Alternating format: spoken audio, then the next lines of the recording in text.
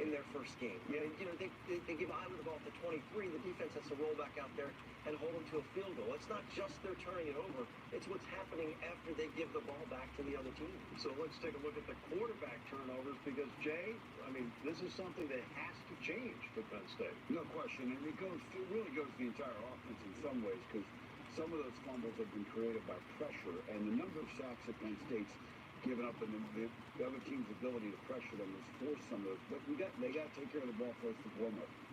All right, so now let's get to tail of the tape. The Michigan defense and the Penn State offense, they have not been happy defensively at Michigan with how they've played to this point this season.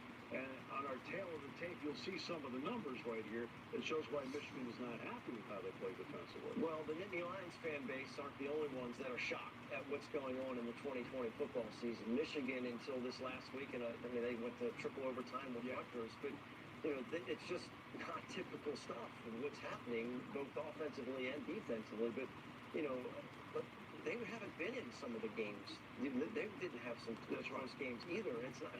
Well, that's just not like what's happening with Michigan in the Big Ten. And, of course, our tail of the tape brought to you by our great friends at CP Vets. Yeah, no, they've had problems. And then there's the other side of it, too. John Dodson says that right now, when Penn State gets opportunities, they need to make the most of it. We haven't been capitalizing on the plays that we know we can make. And that's not going to get you wins. You have to capitalize every time you get a chance to. You're only out on the field for so long, and you only get so many opportunities, so you have to make the most of all of them. And then our CP Vets tail of the tape, something that knows that 274 yards per game given up by the Michigan defense. Now, let's do the other side now. On tail of the tape presented by CP Vets. Penn State's defense against the Michigan offense. You see a lot of similarities there, although you'll notice the Penn State numbers defensively are absolutely down from where the Michigan numbers are defensively. Yeah. I mean, you look at the points, 36 a game is just shocking to see that number. And no matter how they're doing it, look, offensively, Penn State's moving the ball, but they're not scoring all the points that they should be. They're getting held up, whether it be with field goals or whatever, and they're allowing just too many touchdowns. They've got to get tougher about keeping people out of the end zone. You know, Ronnie Fell's a really good receiver. Cornelius Johnson's playing well. But, Jay, what was your thought on watching Cade McNamara step in relief against Rutgers and throwing 4 touchdown passes? Well, we're going to see this in the film, and I think one of the things that happened when he got in the game is you look at the tempo of the game when a guy comes in, and Michigan's offense seemed to operate at a much faster pace. The ball was out. The ball was in places where they could make plays. So I think he makes a big difference, but hopefully Penn State's defense can disrupt him this week. And that would mean Antonio Shelton and company. And Antonio Shelton, look, they need to get themselves off the field defensively. Stop the run on first and second down, get them the third long, pass rush, get the quarterback on the ground, get off the field. That's it. It's very simple. We just have to do our job from the framework of the defense, make our plays, and get the ball back to the offense.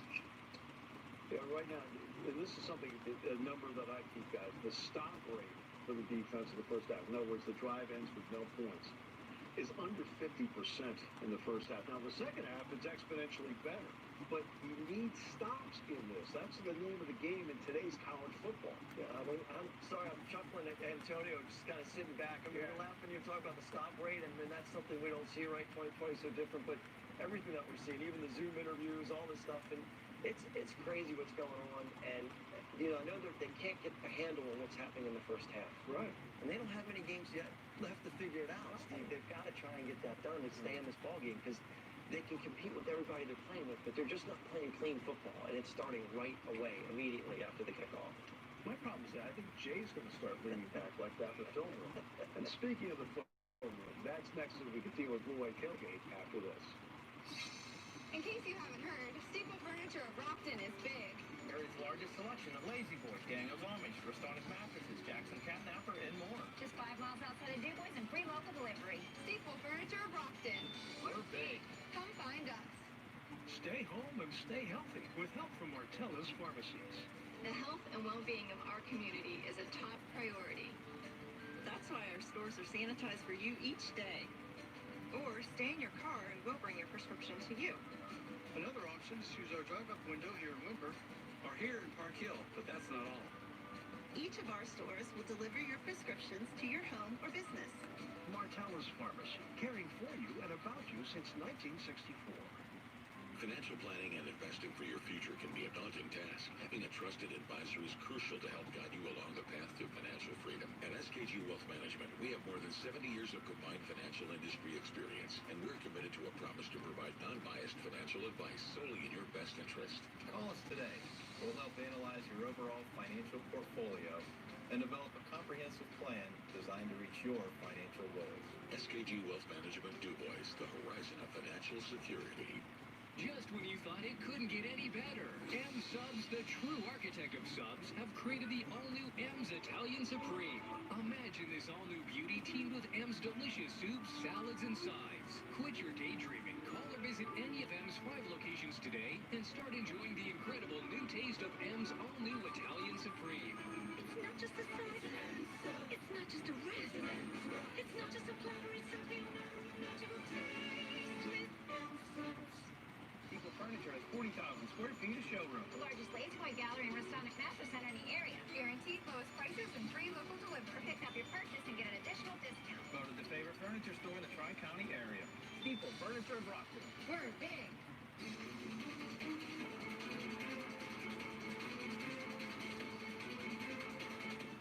Welcome back to the film room. This is the time of the show where we all get a lot smarter because Jay is going to break down the opponent. And this time it's Michigan, under 500, 2-3 for the season, Jay. This defense isn't what they thought it would be, is it? No, and we're going to talk about that and get a little in-depth into it. One of the things about Michigan's defense is it relies on pass rush and man-to-man coverage. So let's take a look at our first shot here. They love to get the pass rush. They've had a hard time getting the pass rush. So their man-to-man coverage has been a problem for them. They've gotten beat because they've had to cover for a while. But one of the problems they have, and could be an advantage for Penn State, is who has the quarterback. Take a look what happened to Rutgers last week. This is a key third down and 15 early in the game. Quarterback gives a nice little pump fake. Everybody's running with men downfield. Next thing you know, he's loose for 15 yards. And that's something Penn State ought to look to exploit. Because they've had trouble with the pass rush, they've gone to some more zones. But some of their zones still leave the corners one-on-one outside, and without the pass rush, they're able to run some double moves. Here against Michigan State, you'll see with these two safeties high, this corner's still one-on-one. So take a look at the video on this one. Here the quarterback has time, little pump fake on the corner up top, and he throws it behind him again. Michigan is giving up big plays in the pass game, which they have not done in the past. Now, the other thing you got to do is when they, to make up for their lack of pass rush, they're down 4 guys, they've done a lot more blitz against people to try and get that pass rush. One thing that's been a problem for Penn State is movement up front, twists and blitzes. But if your quarterback can find the soft coverage and get it out in a hurry, he'll have a chance to make some plays on Saturday. So let's take a look at this one against Michigan again. Here comes the guy off the edge. They get a little twist up front. Again, on a third down, Rutgers quarterback gets the ball out and gets the first down and moves the chains. You know, when you have teams playing this way, you just see a lot of losing football plays. And that's what you saw from Michigan for the first part of their season. They got a new quarterback, and hopefully it's not just in time for the Wolverines. Well, hopefully it's not just in time. He's exactly right, because he came in, McNamara came in, and one of the things you look for, we mentioned this earlier, is what happens to the offense when the new quarterback comes in. And one of the things he does early in the game, his first drive, Rutgers runs a corner blitz. He's a young guy, but he still finds the matchup he wants in a hurry, and the ball gets out. And take a look at this in the video. Again, the corner's going to come off. McNamara stands in the pocket, good presence, finds the safety covering is wide out, he gets behind him and gets a touchdown. And that, the whole process of their offense sped up after he got into the game, and that's a problem. The other thing you got to take care of Michigan when you play them is they want to run the football. They've been inconsistent, but, you know, and the key when you start to watch the game is, are they able to push the offensive line up the field against Penn's defensive line and make some cutbacks? Here you're going to see a real good push on the front side, a seal off on the backside. The tailback's going to start front side to get those linebackers, and he makes the cutback on that play. The other thing you want to look Here we go again. Thank you for tuning in and watching my live reactions, play-by-play, college football in the Big Ten this afternoon. Penn State on the road at Michigan. Once again, thank you for tuning in and watching. Be sure to like, follow, and subscribe on social media. Links in the description below. Hit that thumbs up button. Share hashtag college football, hashtag Penn State, hashtag Michigan. Chat questions and comments, super chats, super stickers. Always greatly appreciated as well.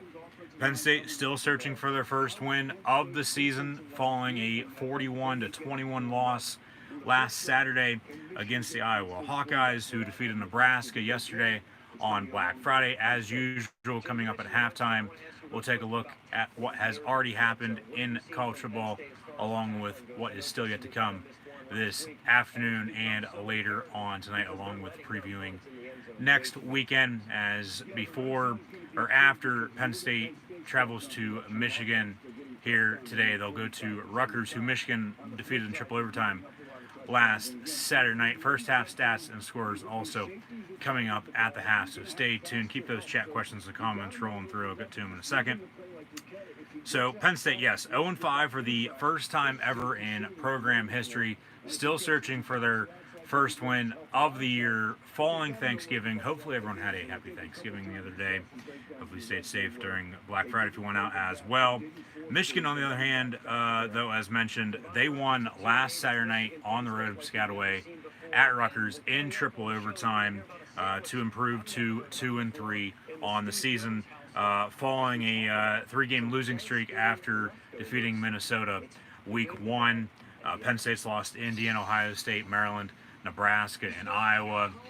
They'll travel to Michigan today, noon kick on ABC, coming up in a matter of minutes before traveling to Rutgers and then closing out the regular season at home against Michigan State in a couple weeks, and then Big Ten Champions Week, where for right now it's going to be a rematch against Nebraska because Illinois, with the head-to-head win over the Cornhuskers last weekend, Nebraska, along with Penn State, are both in last place in their respective divisions. But for the most part, right now, it's going to be Penn State, Nebraska in a rematch in a few weeks, or either, for the most part, Penn State, Illinois.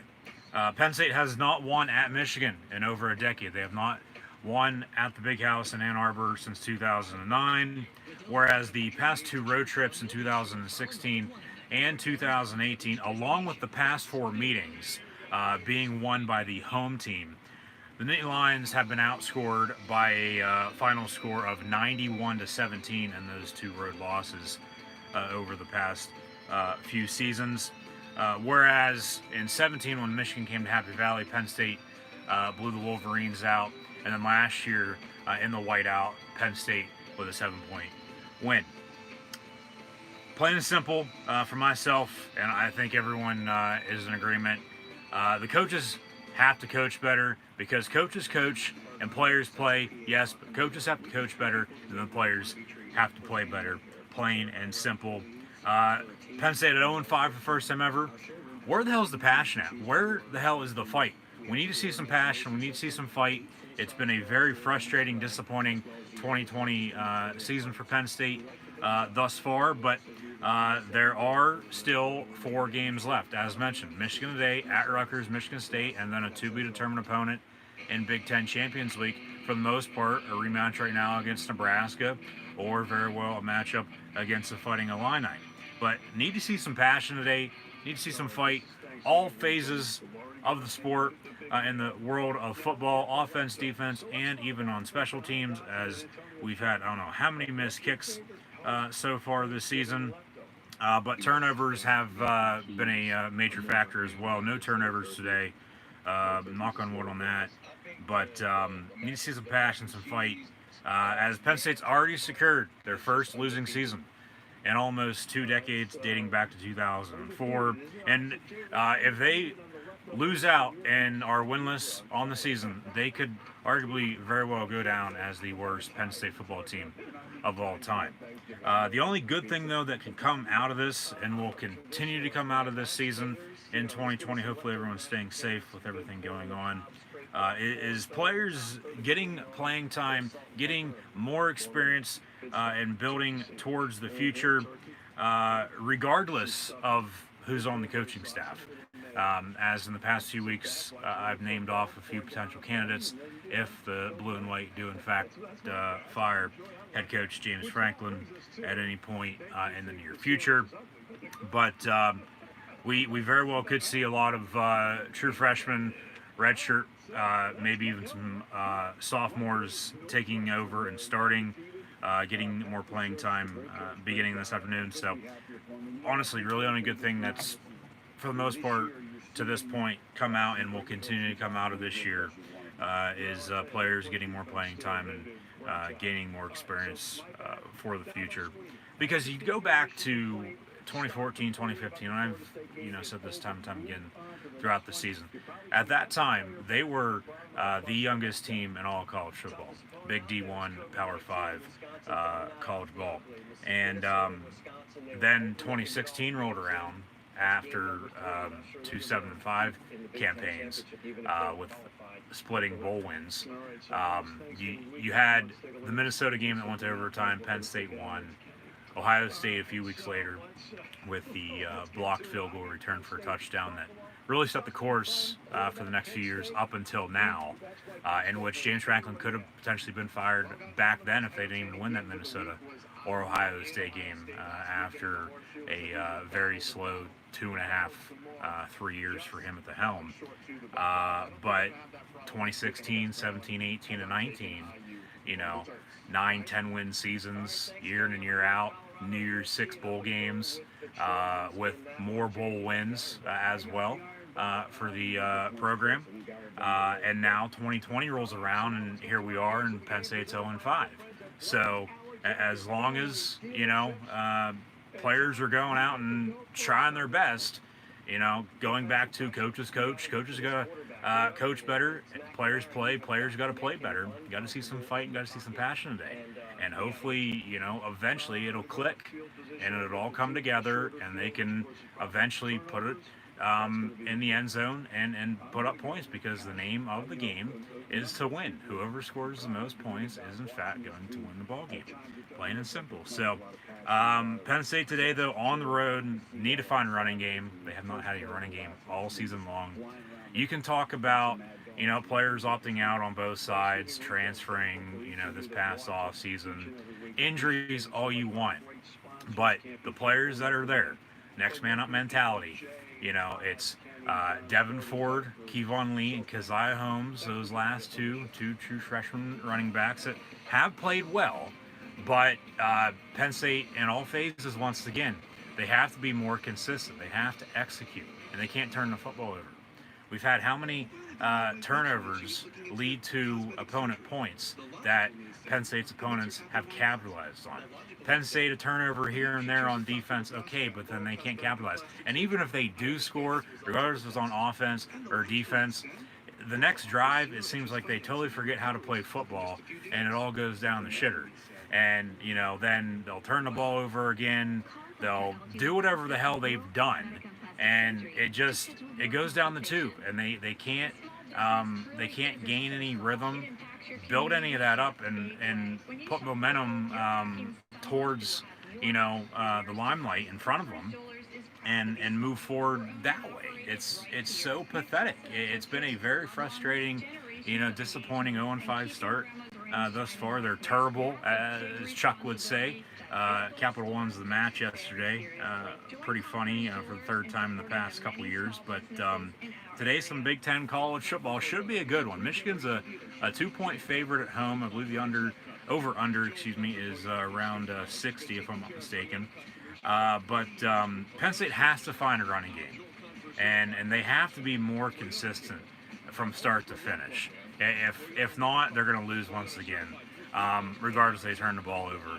Because I believe it was a few weeks back, they only had one turnover, which, okay, it's still one turnover, not good by any means. But compared to weeks prior, it was 2, 3, 4 turnovers a game, in which they're way down in the bottom half of all big Division I college football programs in turnovers, as they're ranked about 120, 125, if I'm not mistaken, out of 130 Division One college football teams in giveaways, as they're just handing the ball over, allowing the team to take the ball on downfield and score then. But Penn State has to find a running game with Devin Ford, Keziah Holmes, and Kevon Lee. Be more consistent, have to execute. Can't get in the red zone and stall for field goals. 3 points all the time ain't going to cut it. And then with the quarterbacks, I'd expect for Penn State, we'll see both quarterbacks in Sean Clifford and Will Levis this afternoon. On Michigan's side of things, Cade McNamara should start. He played very well against Rutgers last Saturday night in that triple overtime win. Joe Milton, though, who knows? Maybe. Somewhat disappointing for him so far this season. But no turnovers for Penn State. Plain and simple. Do not turn the football over. Run the football and play actual Penn State defense, and you're going to have a shot to win today. So we're now 12 noon Eastern time here on ABC. Penn State 0-5 on the road in the Big House up in Ann Arbor, Michigan, about to take on Jim Harbaugh and the Michigan Wolverines, as Harbaugh is seeking his 50th career Michigan win, as he's bounced around San Diego, Stanford, coached 49ers in the National Football League before returning to his alma mater back in 2015.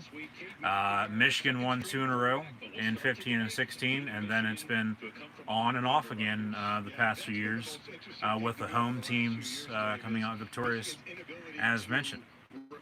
But Penn State, do not turn the ball over. Actually play Penn State defense, and you might have to, or you might have a shot to win. Yeah, Jim Harbaugh at the helm. Michigan at 2-3. Going back to the Minnesota game, Minnesota not looking as good though this year. Their game against Wisconsin today canceled. We're seeing more cancellations and postponements around college football once again this week. The Michigan State game was close. They went to Indiana, kept it close, and then got blown out late. Penn State took them to overtime and only lost by 1. So you can compare a few of these games. Penn State gets Rutgers and then Michigan State, 2 teams Michigan's already played. And then they both lost to Indiana. But then Michigan at home a few weeks back, too, Saturday night college football on ABC, they got blown out by the Badgers, who then lost to Northwestern last weekend. Northwestern, Michigan State later on today. A lot of good college football once again this weekend as the Michigan Wolverines take the field. Hail to the victors, go blue, as they run out of their tunnel, touch their banner, and we're about to kick things off from the Big House with Penn State and Michigan. So once again, thank you for tuning in and watching my live reactions play of Big Ten college football, Penn State at Michigan. Be sure to like, follow, and subscribe on social media. As always, links in the description below. That thumbs up button. Share hashtag #WeAre, hashtag Penn State, hashtag #GoBlue, hashtag Michigan as well. Chat questions and comments, super chats, super stickers. Always greatly appreciated as well. As mentioned, I'll get to those in a second. But Michigan, Penn State. Penn State hasn't won up there in 11 years. Should be a good game. Penn State hasn't won up at Michigan up there in 11 years. Should be a good game. Some technical difficulties here before we begin, before we kick off. So we'll get these situated for the time being, hopefully here.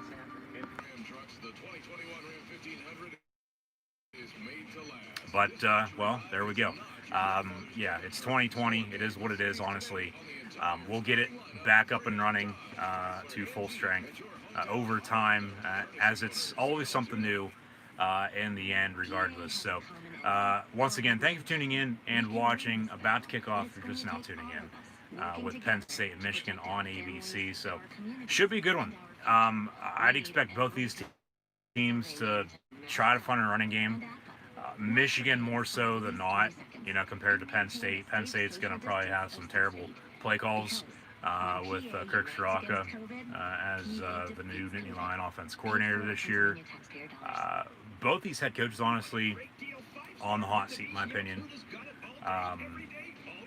probably a more must-win for Harbaugh and Michigan, starting out 1-3 after a huge Week 1 win, thinking, okay, if Michigan can run the table, you get to Ohio State, the game in a few weeks might honestly determine who's coming out of the Big Ten to go to the college football playoff. And Penn State's in the same boat. I mean, 0-5 for the first time ever, the first team ever in college football history to start out the season in the top 10, which just shows you, preseason top 25 polls do not matter. First team in college football history to start out in the top 10 and then also start out 0-5 and not winning a game over the first month of the season. Now, I get it's a shortened, 8-game conference-only schedule, and they didn't, for the Big Ten at least, didn't start until late October. But still, no excuses, especially when the teams you're playing and every other team across the country is going out and playing and winning football games, and you're not. It's pathetic. So, if Penn State can get a running game going on the road, and play actual good Penn State defense, linebacker bring some pressure, but not a lot, okay? They got to learn how to tackle too, honestly. Cover and tackle. It's like they're playing the Big 12 or something, or they're acting as if they're Jamie Foxx and the movie Ray. Like, come on. Like, it's frustrating. It's hard to watch sometimes. It's like, run the damn ball. Don't do anything stupid. Don't turn the ball over, and play good defense. Cover and tackle, and rely on special teams when needed. Michigan on the kickoff, so Penn State back deep to receive. Nittany Lions left to right across your television screen, radio, and audio dial. Parker Washington on the fair catch at the goal line, so fair catch on the kickoff, which is, of course, now allowed in college football. It'll be first down and 10, blue and white from the 25-yard line. And in the meantime, we'll see who starts here at quarterback for Penn State, whether it's going to be number 14, Sean Clifford, or number 7, Will Levis, wearing his Wrangler jeans.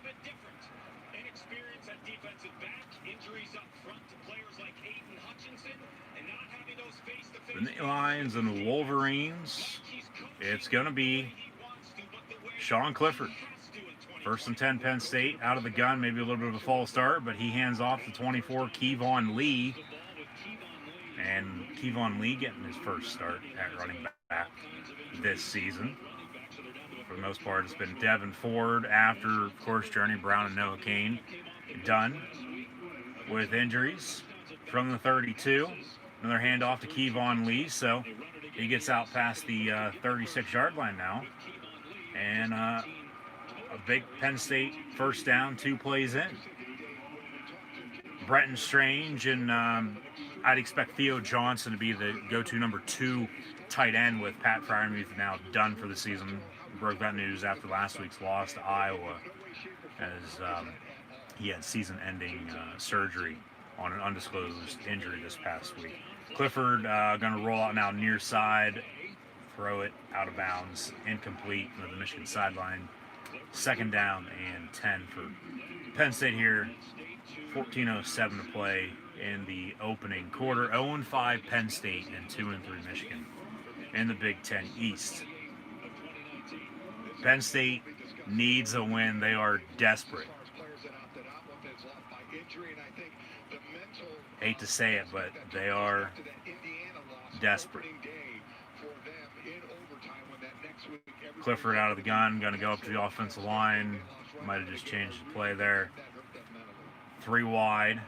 Penn State jumping a little early, but it's working out. Another handoff to Kevon Lee. He gets 9 yards to the 45-yard line. And it's going to be third down and about 4, I'd say.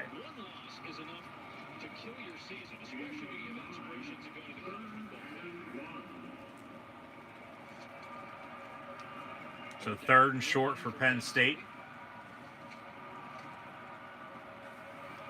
Another handoff. And Kevon Lee up the gut, and Penn State's going to move the sticks. And for this broadcast here, they've now gone back to some questionable calls. Of course, Penn State Indiana game, that was not a good conversion by any means, but fact is they called it good on the field and they couldn't find any undisputable evidence to overturn it, so it stood as called and Indiana won in overtime, going for 2 in the win. Clifford on 1st and 10, airing it out, slant complete to Parker Washington. He breaks a tackle, stiff arm out past the 40 to the 35, and then down at the 33 before being pushed out of bounds as Parker Washington keeps it alive and picks up a Penn State first down. Nice pass by Clifford. Wasn't sailing the football on that play, or as of yet in this ball game. He's had way too many turnovers with the interceptions and strip sack fumbles that have been scoop and scores returned for touchdowns. He's also thrown out how many pick sixes as well. Another handoff, Kevon Lee. So Penn State, for the most part, as he picks up a few yards, don't want to jinx him by any means, but looking good so far on this opening drive. But we've seen all season long, if they can move the ball on downfield, get it into Michigan territory, for the most part, once they get in the red zone, the drive stalls and they got to settle for a field goal, and then that kick's either going to be up and good or miss no good. But no, they're showing some highlights of these past few games for both these teams. Penn State Indiana game, and then the Michigan Rutgers triple overtime contest from last Saturday night on the Big Ten Network. And Penn State first down as Clifford finds Lutz 85 to around the 20-yard line. It'll be 1st and 10 for the blue and white as they pan to both James Franklin and Jim Harbaugh. So inside the 20 now, 1st and 10 to 15. Penn State going to have trips top of your screen. Clifford out of the gun. Going to hand off once again. Kevon Lee getting 9 yards. Where the hell has this running game been all season long? Like, you wait until after Thanksgiving, and normally what would be the final regular season game of the season before championship weekend in early December. But the shortened season, everything pushed back, of course, a few weeks. Where's this running game been all year? It all starts up front. You got to be able to block to run, block to open up the play action, to pass downfield. But Penn State now with a 2nd down, and Kevon Lee handoff, touchdown, Penn State. We've had, as Franklin signals for 1, kick the extra point, Penn State opening drive touchdown. We just had how many runs there just by Kevon Lee? No Devin Ford, who did not get the start today. Don't know what's up with that, but Kevon Lee, the hot hand, run him. Totally understand it, No Keziah Holmes either. Kevon Lee's drive, extra point, up and good. A little bit of a wobbly kick. Might have been tipped, but up and good. Penn State leads 7-0 following their opening drive here this afternoon. On the road at Michigan from the Big House. So about 5 minutes in, the blue and white with an early 7-0 lead. But that was Kevon Lee's drive. Run. Penn State trying to establish a run game. For the most part, they got it down pat. But it's going to be how they can move forward with that running game and the play calling on offense and playing hopefully good defense the rest of the way. Because Michigan's going to get the ball when we come back. Haven't seen the Penn State defense yet. Hopefully they can cover and tackle for the first time all year. But we've seen this too, Penn State scores and then they don't know what to do the rest of the game, and then they get blown out. So hopefully they can keep the rhythm they just built up and build off of it, continue the momentum for the rest of the 55 minutes or so of game time. And I get it still early. There's still a lot of football left to be played. But Penn State looking good, so far. We only saw a few passes there by Sean Clifford, who got the start at quarterback, so it seems like he's going to be the go-to today. And if, anything comes out of it, honestly, early second half, if he's not playing well, okay, insert Will Levis as they've done, play both. But very good drive. I wouldn't say, actually, I probably would say that arguably has been their best first half drive for the most part this season. But early against Iowa last week, they had as they were down 3-0, had a very, very good touchdown drive, up 7-3, and then after that, it was, well, we don't know how to play. And Iowa was up how much at halftime, and more turnovers, and just the thing, if you don't turn the ball over, they probably have a couple wins right now. They're probably 2-3, 3-2, as Michigan is. Because you go back to the Indiana game, whether that game went to overtime or not, honestly should have been won at the end of regulation. Not scoring a touchdown, but they did, and didn't play defense, and they gave them another touchdown. 2-point, Indiana scored, and then went for 2 and 1 in overtime. But then the Maryland game, Maryland didn't do a damn thing in the second half other than the fumble, scoop, and score on the strip sack early second half. And Penn State, by that point, finally got back into it. It's, they're a second half team. We get down early, dig ourselves a grave, try to get out of it, and, eventually we'll come back, but it's going to be too late. So, good, fast start. Hopefully they can build off of it and don't look back. Keep your foot on the pedal. And just now on defense, hopefully they can get after McNamara, who should start for Michigan today. Number 12, Cade McNamara, over as we have a touchback on the kickoff, so it'll be 1st and 10 Wolverines as well from 25-yard line. But yeah, it should be Cade McNamara over Joe Milton, who Milton has over 1,000 passing yards, has about 5 touchdowns and 4 picks, too, to his credit. So it will be Cade McNamara, who had 4 passing touchdowns and a rushing touchdown with no picks last week at Rutgers in the triple overtime win. Has moxie. He very well could be the quarterback of the future for the Wolverines if he plays well today and moving forward. He's going to pass complete far side, and it's going to go for about 7 yards or so. Brandon Smith along with Ellis Brooks on the stop, so it'll be 2nd down and short for the winged helmet Michigan Wolverines. And Michigan, honestly, you go back to, they had Denard Robinson. They've had a few different quarterbacks under Harbaugh. Jake Rudock, John O'Korn. They brought in, what's his name from Ole Miss, Shea Patterson, via transfer. But you go back to Denard Robinson, and then even Chad Henne back early mid-2000s when Michigan was a top team.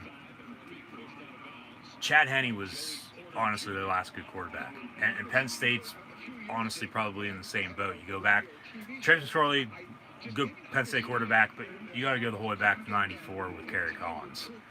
Penn State, along with Michigan, they're just, old school ground and pound, average quarterback type of teams.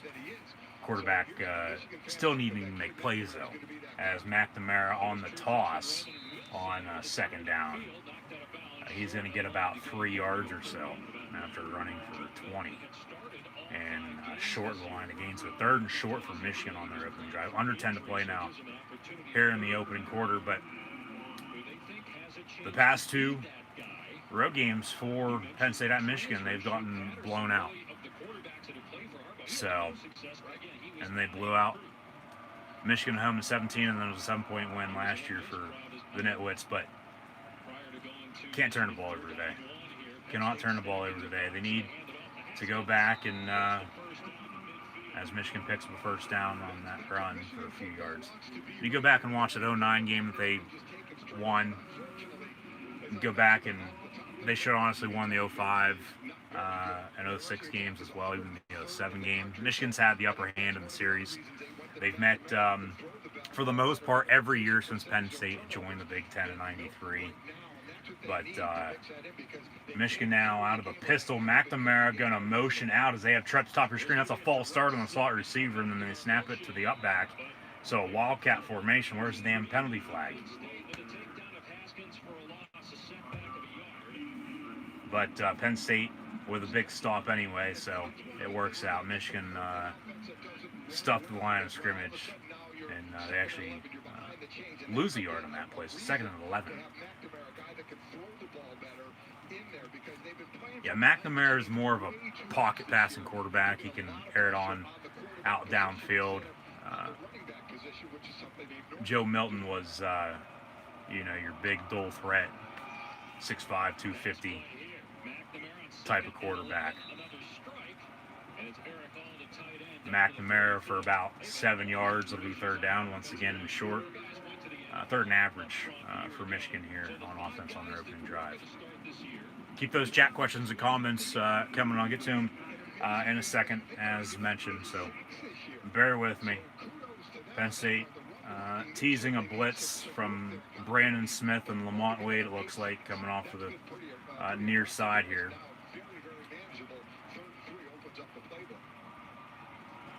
So we'll see what they bring on the pressure.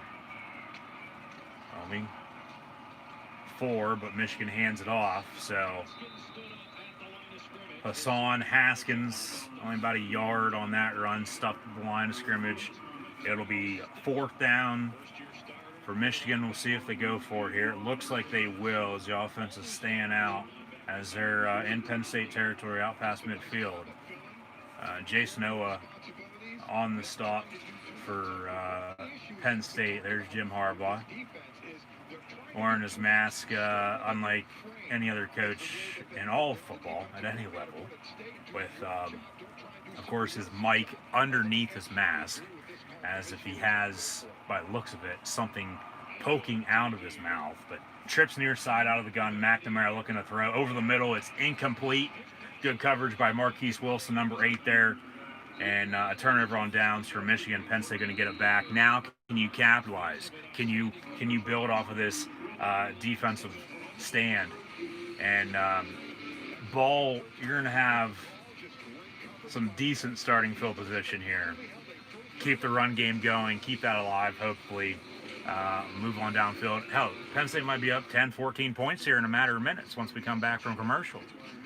But Michigan decides to go for it on 4th down there. They don't get it. Turn it over, and Penn State going to get the ball back. So, see what happens once we return. But thank you once again for tuning in and watching.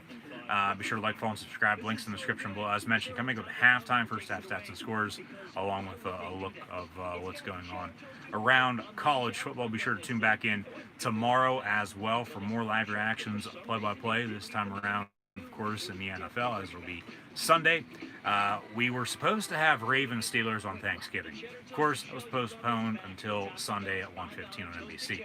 Game has once again been postponed now until this upcoming Tuesday night at 8 o'clock on NBC. So tomorrow, Chiefs Buccaneers, Tuesday night NFL football once again, following Monday night's Seattle Seahawks Philadelphia Eagle contest. We'll have the Baltimore Ravens and Pittsburgh Steelers. I'll have live reactions, play of Chiefs, Bucks, and Ravens Steelers, all live right here on YouTube. This upcoming Wednesday night as well in the world of professional wrestling with AEW Dynamite and WWE NXT. So be sure to tune back in all live right here on YouTube for more live reactions, play-by-play. Penn State with a 7-0 lead over Michigan, getting the ball back now after a defensive stand, after Michigan goes for it on 4th down. So 2 on downs, Penn State getting the ball back. 1st and 10 once we return. But said earlier, more cancellations in college football once again this weekend. Last night, it was Ohio State, Illinois being postponed, canceled. It's no contest. They won't play for the Yellow Buck in 2020. As that game with Ryan Day testing positive, wasn't going to coach, former Penn State assistant, and Larry Johnson Sr. To interim, but game postponed, canceled, will not be played. It's no contest. But however, currently Maryland and Indiana on as well. So we'll check in with that game. We had a few other postponements a short time ago as well earlier this morning. Virginia and Florida State I saw, and then it was supposed to be a good one out in the Mountain West, a big San Jose State Boise State game from the blue turf out in Potatoeville, but that game now, of course, canceled as well. So San Jose State and Boise State will not play now at 4 p.m. Eastern Time on Fox. But once again, another good day of college football from noon until midnight as Hawaii is hosting Nevada later on tonight.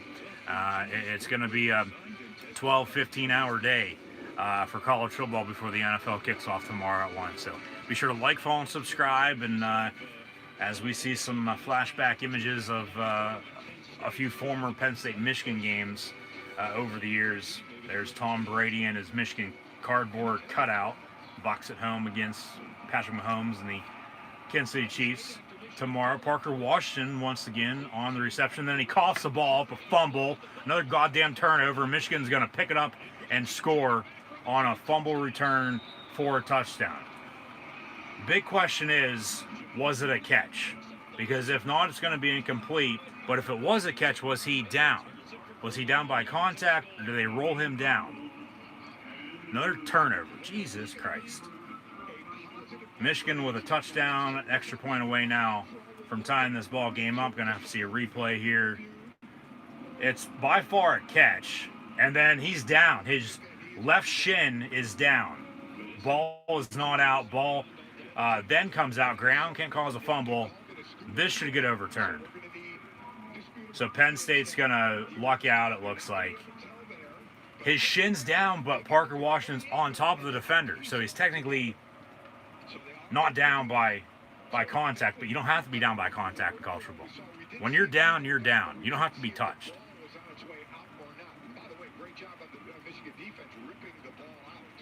He's down. His left shin's down. Then the ball comes out on the strip, and Michigan then picks it up and returns it 45 yards to the house for a touchdown. Yeah, he's down right there. The ball is not out.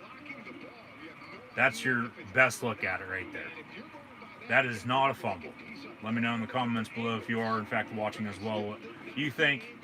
That is not a fumble. Not a fumble. He's down. Then the ball comes out. They have to find undisputable video evidence, though, to overturn. I think they have it.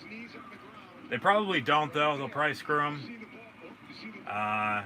And Michigan's going to get a touchdown out of this and tie it up, and then Penn State will get it back on offense. So they score, big defensive hold, and then one play later, a fumble by Parker Washington as he's turned into Sean Clifford's go-to target early here today.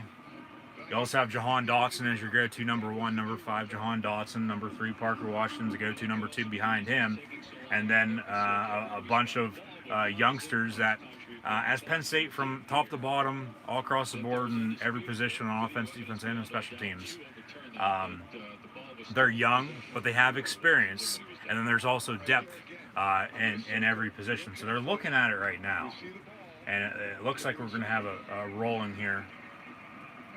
After review, runner was down, 2nd and 3 after a pickup of 7. Penn State going to keep it, so take those Michigan 6 points off the board. Still 7-0 Penn State. 2nd down and 3 for the Nittany Lions. Run the ball, please, and thank you. Do not turn the ball over. And what do you know? They turn the ball over, but they luck out. He was down. They look at it after review. It's overturned. They reverse it. Penn State keeps the ball. 2nd and 3 from the 49-yard line. Clifford out of the gun.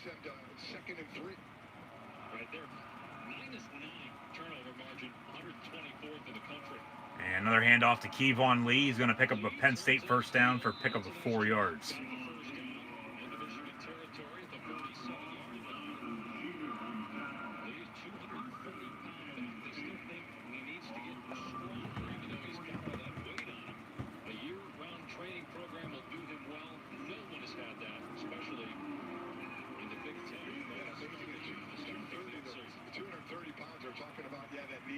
Abram, because again, just a true freshman, but you're right, that's been missed so much by all teams in college football. First down and 10, Penn State, ball at the 47. Tight end screen, complete. And Brenton Strange going to get another 4 yards, so second down and 6 for the most part here for Penn State. Key players on this Penn State roster were done for the season. Understand, Farmer was the top tight end going into the draft next year. Michael Parsons was the top linebacker for Penn State going into the draft, and he opted out. Farmer was hurt in the Ohio State game, so a lot falling on Brenton Strange right now. The coaches really love his toughness, and really looking forward to him taking advantage of the Penn State he has right now. with trips top of your screen. Bubble complete to Parker Washington. He's going to pick up a Penn State first down. And Clifford to Parker Washington. Strange has a catch now too, but then it's been the Kevon Lee and Parker Washington show. Season-ending injury, as I mentioned, Farmer against Ohio State. He's since had surgery, and Michael Parsons opted out. So you're kind of loaded there, and all of a sudden you have none of that. Is that Will Levis?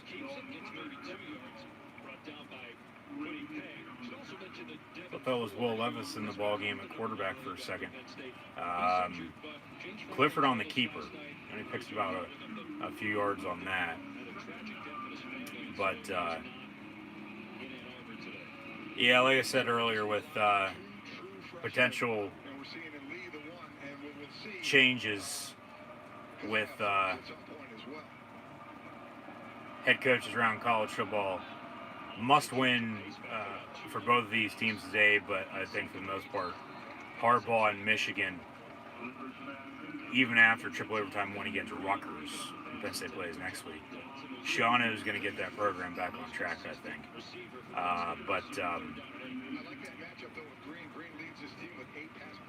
Yeah, must wins today, I think, for both.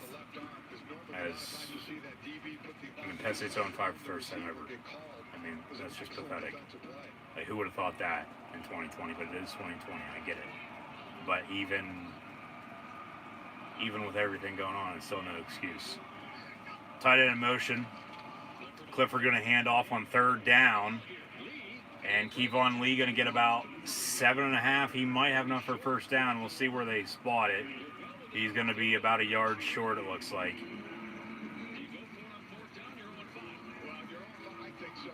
They'll go for it here. I mean, this is iffy. You can kick the field goal or go for it. You go for it, though. Michigan has momentum on a defensive hold, too. It'd be from about, they snap damn ball. They have too many men on defense. Penn State going to go for it. Well, false start. Will Levis now in the ball game at quarterback. They're going to run a quarterback draw with him, and he would have picked up a first down and then some. Penn State now, 5-yard false start. They'll punt on 4th down and 6. Or they'll kick a field goal, on 4th down and 6 now, rather than go for it. Take the easy 3, go up 10-0. Luck out. I mean, this drive hasn't been as good as the first, of course. You had a fumble on the first play, got overturned. You keep the ball. 3rd down, now 4th and 1, and then a false start. So it would have been from about 44. This going to be from close to 50.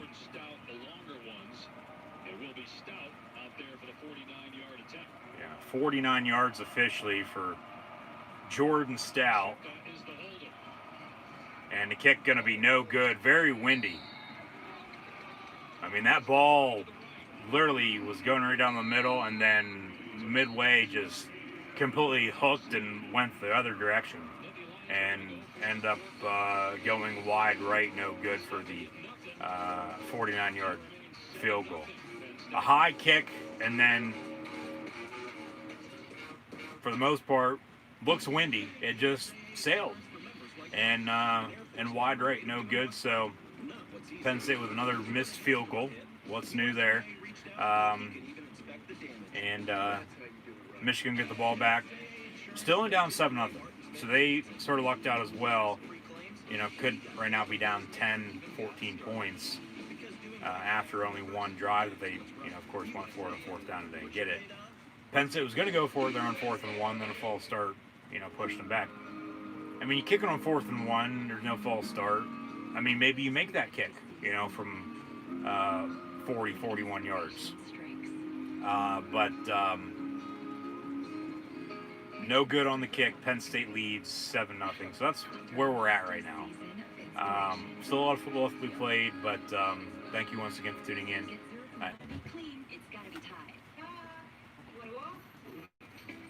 As mentioned earlier, on who could replace James Franklin if Penn State does fire him, but we'll get there when we get there. There's still 4 games for the Nittany Lions. Doesn't look like they'll be going to a bowl game by any means, because they're 0-5 right now. You're playing 8 regular season games and then a 9th with Big Ten Champions Week. That's a losing record. You could win out and still be a game below 500, of course. But then you win out, you're 4-5.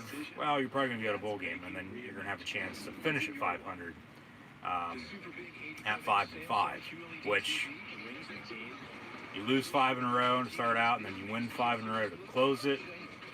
Something built off of. They just need at least 1, maybe 2 wins. Of course, I would like 3 or 4. And then potentially 5 if it gets to it, because that's even better, but it doesn't look by any means, going that direction. But that's why they play the games. Not side on paper, side on field. Season's not over, just yet. It would be if, this was a normal 12-game season. This Saturday here would be the final Saturday of the season before Champions Week, and then the bowl games begin next month. But with the postponements and starting late and all that, of course, now we're only at the 6th game, which would normally be the halfway point, but we were at the halfway point a few weeks back. And Penn State can't get anything going by any means as of yet still. I mean, run game going looked good there. They got the run game going, and it looked good there. That's how it should be said on their opening drive. But, Michigan 1st down and 10, and a touchdown run, it looks like, on their first play. Now he's going to be brought down inside the 10-yard line. He breaks a run. Haskins for almost a touchdown run. Okay, 61 yards officially from the 32 inside the 10-yard line. Missed tackle after missed tackle. Good blocking, though, up front by Michigan. You got to bring them down. It's not that hard to tackle. And then they finally do inside the 10 at the 9, so 1st and goal Wolverines on their second play of this drive. Out of the pistol, McNamara going to hand off. Another run for 25, Hassan Haskins at the 5-yard line, so 4 yards there. As we near the end of the first quarter, it'll be 2nd and goal. Michigan as they're knocking on the door, about to tie this game up. He has 7 starts down. He's been one of the more consistent players at right tackle for Michigan.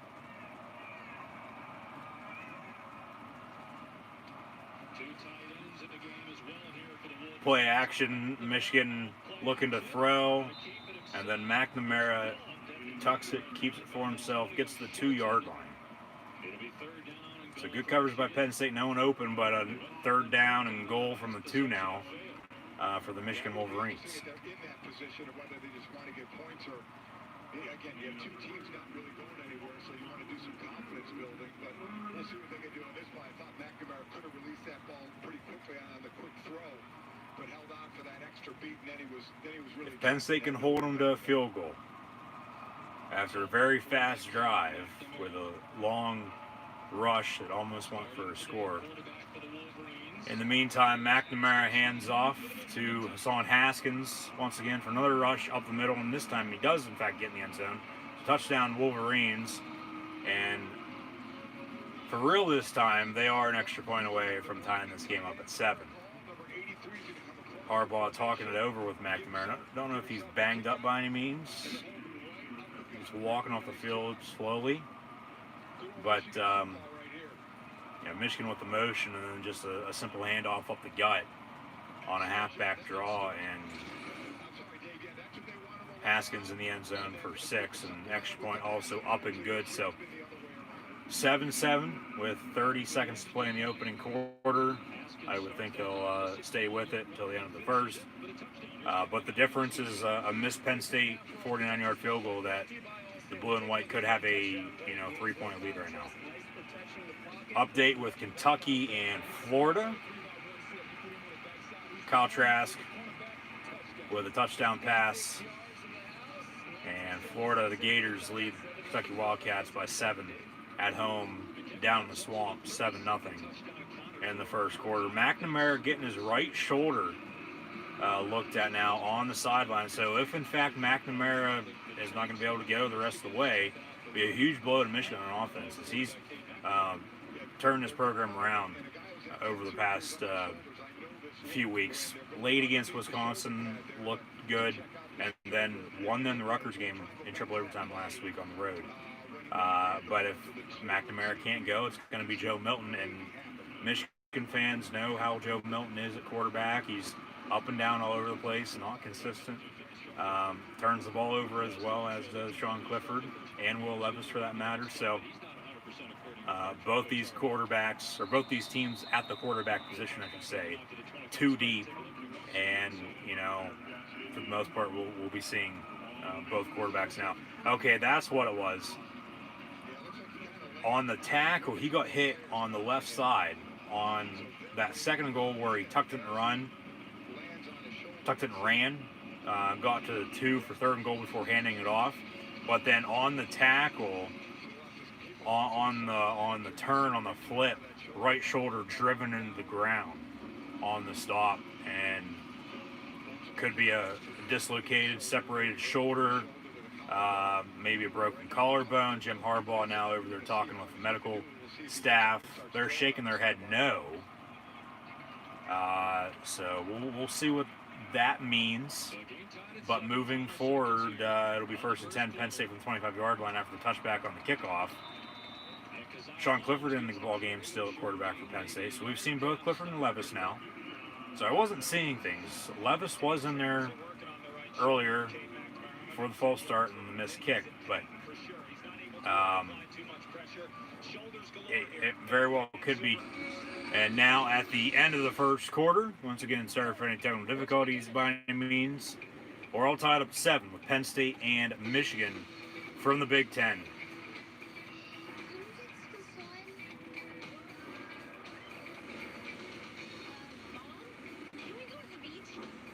Penn State going to have a second down and 10 after a stuff on that first down run by Michigan's defense on the run by Kevon Lee. So 2nd and 10 to begin quarter 2.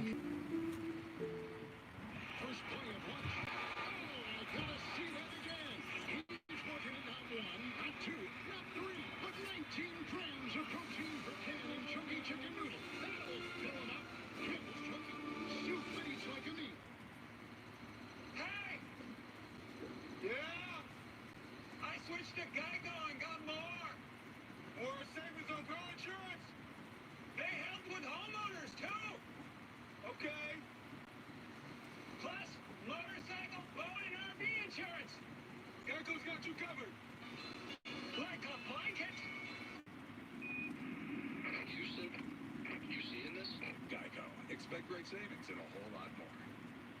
This is the new iPhone 12 Pro with 5G, and it's on AT&T, the fastest nationwide 5G network.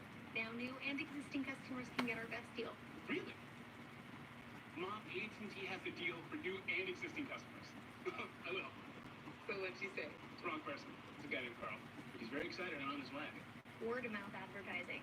It's what they did before commercials. It's not complicated. Everyone gets our best deal, like the amazing iPhone 12 mini on us. Are you ready to sink your teeth into a lemon pepper, sweet and spicy Korean fruit-tastic mango habanero? Masterclass in all things wings. Yes, I am. Sorry though. Get free this is the right place. What? We're fine. Two teenage girls abducted. They were last seen at a truck stop.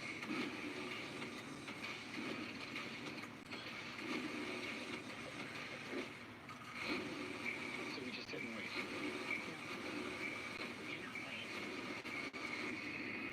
I love Montana.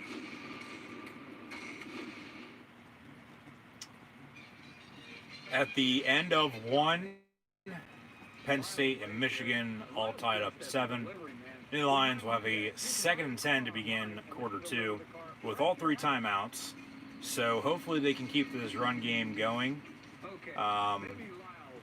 Eventually take a deep shot here or there. I mean, Clifford hasn't looked bad at throwing.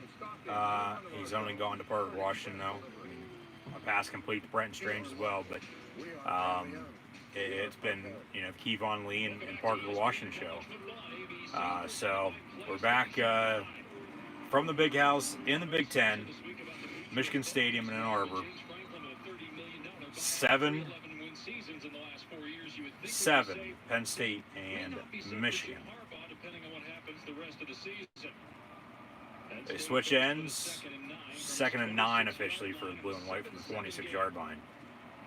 Clifford out of the gun. Going to hand off, and Kevon Lee once again only a yard on that run. So 3rd down and 8. Michigan stopping the run. And now Cade McNamara going back into the Michigan locker room. And it's going to be Joe Milton back in at quarterback for the Wolverines once they get the ball back on offense. Because Cade McNamara has left and hasn't returned as of yet. Penn State out of the gun, trips top of your screen. Clifford looking to throw, slant, incomplete. He got hit as he threw it. So here we go again. Penn State with a touchdown, and then 2 drives later, a missed field goal, and now a punt to come. They don't know how to play football once again. That's what it seems like, at least. Yeah, he got hit as he threw it, so a little bit of a deflection fell incomplete behind the receiver. But I tell you what, it's just, how does this happen? Like, you do what you did, had a strong running game, had a few passes to keep the defense on their heels. Michigan almost blocks the punt, but the punt's up and away. It's going to bounce around the 45-yard line and then roll out of bounds around the 35-yard line, it looks like. So they spot it, 37, 38-yard line officially for Michigan here, 1st and 10, with Joe Milton back in at quarterback for the Wolverines with Cade McNamara down, out, and injured for the time being. But they score, and then, okay, I get the second drive, didn't start out good, had the fumble, and then it was reversed. They kept it, and then was going to go for it on 4th down, false start, missed the kick, and then a quick 3 and out there, and then they punt. Michigan gets the ball back, and we're tied with 7 as Michigan scored a touchdown run as well. So 2 rushing touchdowns. Milton going to hand off again, and a big 13-yard run for Evans out past midfield.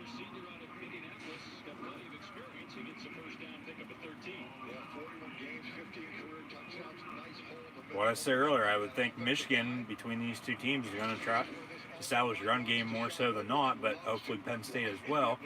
And Michigan, on these few drives in the first half, running the ball more effectively well than Penn State. Jonathan Sutherland on the stop for the blue and white, first ever Penn Stater to don the number 0. As Milton was out of the pistol, another handoff to Evans, and another big run.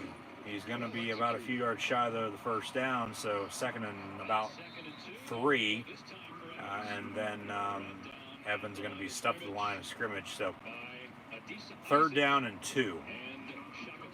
So 3rd and short. If they can hold him here, get a stop, get the ball back, still a lot of time before halftime. It's all tied up at 7. Both teams have all 3 timeouts. Penn State still searching for the first win. Hopefully they'll win a game in 2020. If not, might have to do something before or after Christmas just to say they won in the year 2020, because Penn State hasn't won since last December in the Goodyear Cotton Bowl Classic against Memphis. And I get the shortened season, you know, it's an 8-game conference-only schedule, but still, like, come on. Like,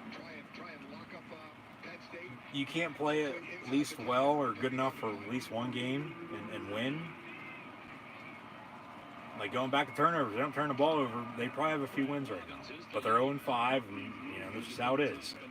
Penn State holds them. Michigan gonna punt. We'll see if the Wolverines fake a punt as the Cowboys did on Thanksgiving. No, kick up and away. Gonna bounce around the 15. It looks like before being downed. 1st and 10, Penn State from the 15-yard line. All tied up at 7, 12:02 to play in the first half with the Wolverines and Nittany Lions.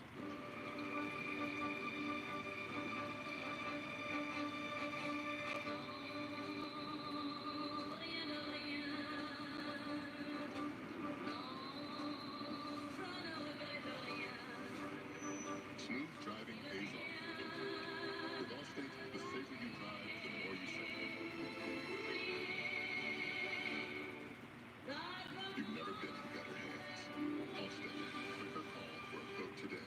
King, it's been a grind, but I think I've aged you well. Some might say perfect. Who's ready to show who's the cheese? Cheese is coming. Cheese is official sponsor of the college football playoff.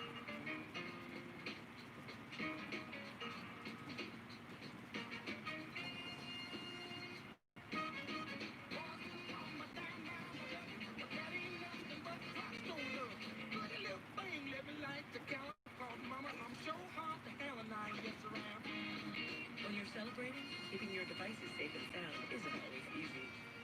Add affordable protection to the devices that connect us. Walmart Protection Plans by Allstate. At Inky Hooper reviewed the Popeyes chicken sandwich, and it's pure joy. Got my cold in here. Get the sandwich for just $3.99. Take it home or get it delivered. In the time it takes to brew a cup, we'll tell you why Green Mountain Coffee Roasters Nantucket blend is so smooth. Let's go to one of the places the coffee comes from. Honduras. This is Mario and his wife Shayla. Mario grows coffee that helps make Nantucket blend taste phenomenal. So we support his recycling of nutrient-rich water to help make his soil rich, his coffee delicious, and his land stunningly beautiful. It's the second most stunning thing in his life. Number one, being Shayla. All for a smoother tasting cup. Green Mountain Coffee Roasters. Packed with goodness. We're the most trusted credit union owned by members of the military community. And for over 85 years, we've put our members and their needs first. At Navy Federal Credit Union, we are more than our name. We're the Army, Marines, Navy, Air Force, Coast Guard, Space Force, veterans, and their families. At Navy Federal Credit Union, we serve all branches of the armed forces. We know you've got big things ahead, and we're behind you all the way.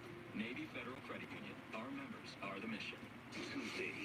And buying for multiple people is heavy as big. Tasha's decision My heart is honestly pounding. leads to a surprise elimination.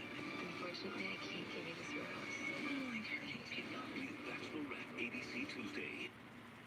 Now this summer, a lot of players and coaches taking action, seeking justice.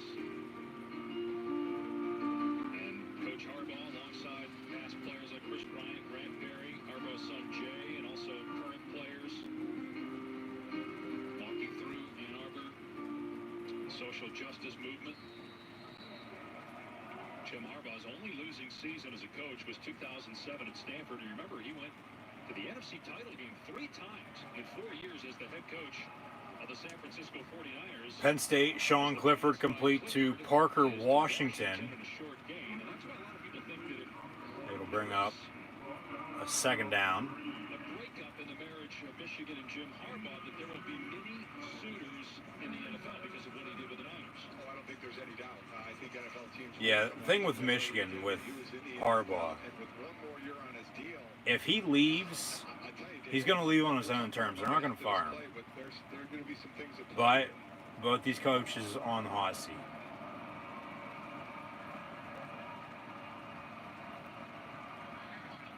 From the 19, after a pick up before, Clifford on the slant, complete once again to Parker Washington. And Parker Washington going to go to a half-yard shy of a first down. Clifford took a shot. He's going to come out here, insert Will Levis at quarterback now. It'll be 3rd and short for Penn State.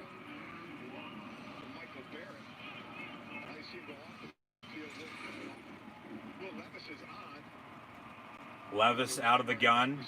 I got 2 tight ends, 1 in motion. Levis on a quarterback keeper. That was a designed run. He's going to get 3 yards for a blue and white first down. Levis going to come out. Back comes Sean Clifford.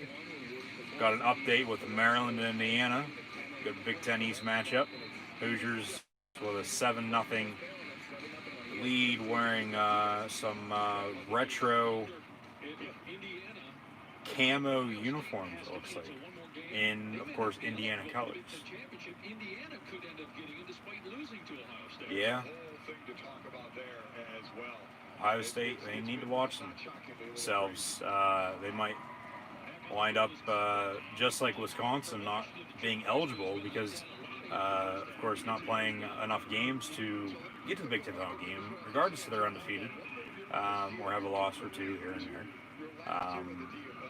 The Big Ten has said you got to play at least 6 games of your 8 to be eligible for conference championship play. And Wisconsin, we've seen them get postponed or canceled a few too many times, 3, including today. First down pass complete to Parker Washington, and then a handoff from Clifford to Kevon Lee. Going to lose about a yard back to the 40. But Ohio State's now had 2 games canceled against Maryland and now today against Illinois. So Ohio State, Michigan State next week, and then the game against Michigan in 2 weeks before the Big Ten title game. Ohio State doesn't get to the Big Ten title game, regardless if they're undefeated and the top team in the conference. It's going to do more harm than anything else. The Big Ten would be out of the college football playoff for the most part. Unless the committee, of course, as the first college football playoff rankings came out this past week, they look at it differently. And now with Sean Clifford down and out injured, holding his left knee, we've now seen both starting quarterbacks. Clifford's still out there down, holding his left knee, in pain. You can clearly tell he's in a lot of pain. Will Levis going to be the starting quarterback moving forward, but both starting quarterbacks have gone down and out, and that doesn't look good. You could see the knee pop in and out right there. I can probably guarantee he just sprained something really, really bad, or either tore his meniscus, a ligament of some sorts, whether it be ACL, MCL, PCL. We've seen way too many injuries this season. Now, I'm no doctor by any means, but you can tell when something is bad, and that didn't look good by any means. But yeah, we've seen way too many injuries this year in football, regardless of the level, high school, college, NFL. Way too many injuries, way too many bad play calls, way too many bad officiating calls or missed calls in general, and just way too many turnovers, especially for Penn State. And they lucked out, kept the ball on that fumble, but ended up missing a field goal. And then Michigan, on their drive afterwards, tied it up at 7. We've seen a few punts since. Penn State with Sean Clifford now injured, holding his left knee, so it's going to be the Will Levis.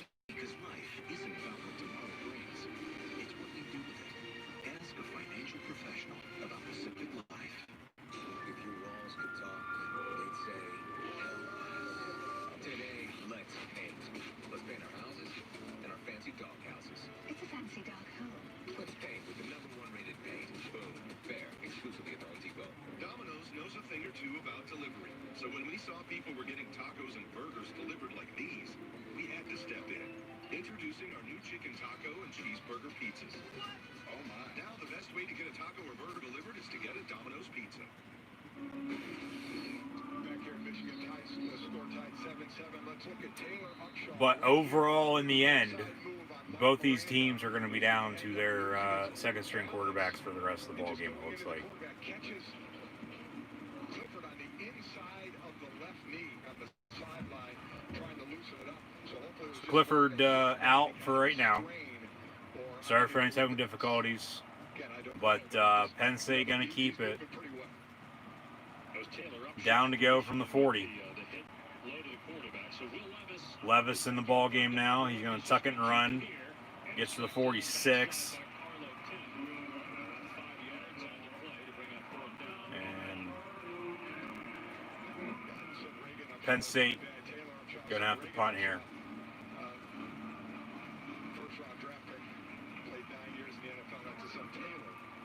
So now punt contest, back and forth. Jordan Stout hunting for the second straight Penn State possession. Saying we're still as deep. Fair catch at the 11-yard line, so that's where Michigan will start. First and 10 Wolverines from there. Taking on LSU. 7 Eastern from College Station. A&M beat Florida. That's the reason that they are one spot ahead of the Gators in the initial college football playoff rankings. One loss was against Alabama. Right. Won 4 straight at this point. Last time they had a single-season winning streak or 5 or more was back in 16. And they won their first 6 games.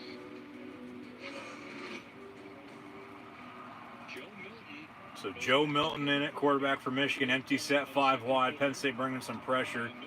Pass complete, first down. Michigan out past the 25, 30 to the 34.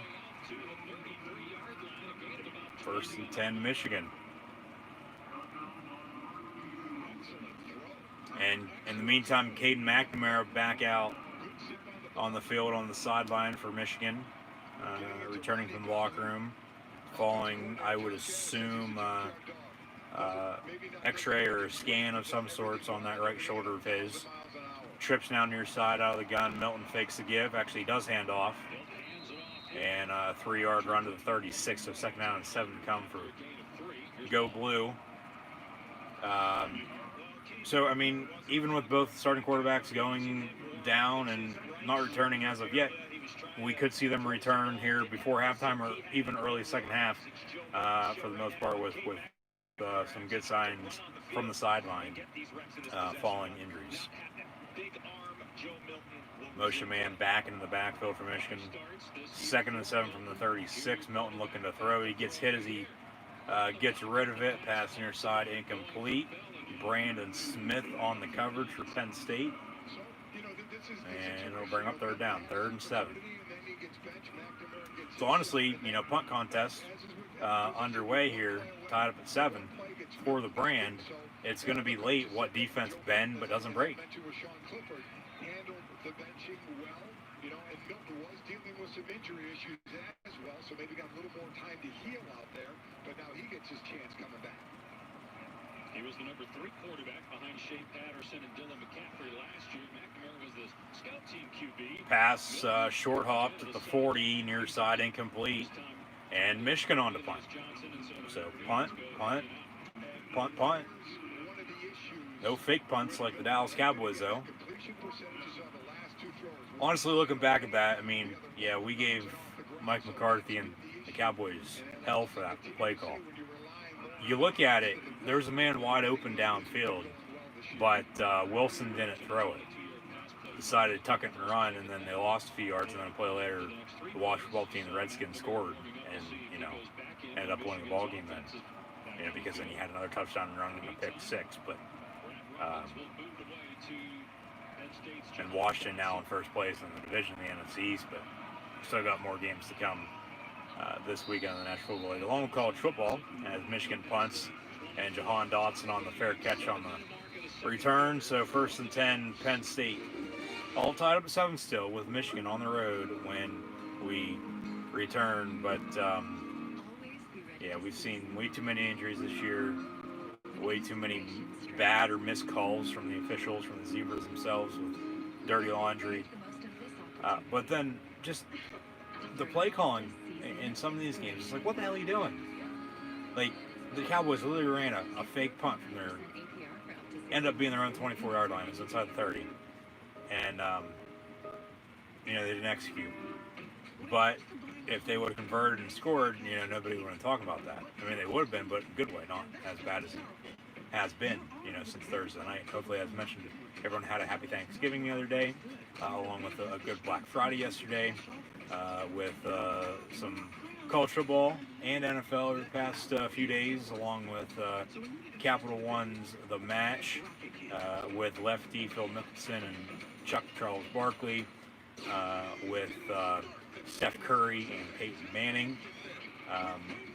We saw Tiger and Phil face off 2 years ago, and then Tiger and Phil captain Tom Brady and Peyton Manning this past May, the day actually before Memorial Day and George Floyd's death. And what a few months it's been since then, of course. What a year 2020 has been overall, though. Hopefully everyone is staying safe, as always. But we then, yesterday, had Phil Mickelson and Charles Barkley up against Steph Curry and Peyton Manning. And honestly, you think about it, they should do at least 2 of those a year. I get the tour schedule. You're going to have tournaments all the time, but if you have people watching and you have the star caliber of athletes in the golf game, whether they're actual golfers or not, why the hell not, especially with everything going to charity, do it as many possibly times as you can. So, yeah, that was fun to watch yesterday, especially, and I think that's why, like, with every sport now, us fans want everything mic'd up so we can hear what is going on the field or the playing surface, whatever sport it is. Football out on the field, on the gridiron, on the basketball court, tennis, hockey, wrestling, golf, whatever. Baseball, list goes on and on. And, with technology, yes, the world's changed and people have grown, so, it's 10 times better than just what it was last year, let alone this time now, come next year, it'll be even better. But if only everything, for the most part, I get it still, for TV, like, you got to watch what is said and everything, but that's why there's the delay. But Kentucky actually taking a 10-7 lead on the road against Florida. Just mic everyone up for the hell of it, and just make everything better. But yeah, that was fun to watch yesterday. Clifford pass incomplete, intended for 11, Daniel George. So Clifford back in the ballgame, quarterback following his knee injury. To take a look at the top 10, this is college football playoff rankings now. Alabama, Notre Dame, Clemson, Ohio State, who's not playing now today. Texas A&M later tonight, Florida, Cincinnati, Northwestern, Georgia, and Miami. So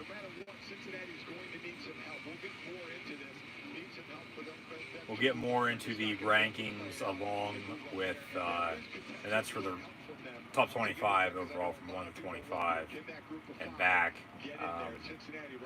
Get into that with first half stats and scores and what else is going on in college football coming up at halftime. Clifford on the rollout, pass complete to Parker Washington once again on their first down pickup for Penn State out to the 48-yard line. No Jahan Dotson by any means whatsoever. Parker Washington has literally every single catch from Clifford except for one or two to Brenton Strange. And then the run game. Another handoff to Kevon Lee. Or Keziah Holmes, 26 for a few yards.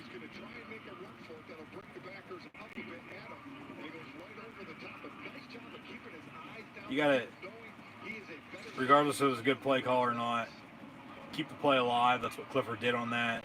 Rolled out, found Washington open, first down Penn State, and then a few yards for Keziah Holmes from the 48, second down, trips near side. And another handoff. Keziah Holmes on a spin move and gets to the 40-yard line for a Penn State first down.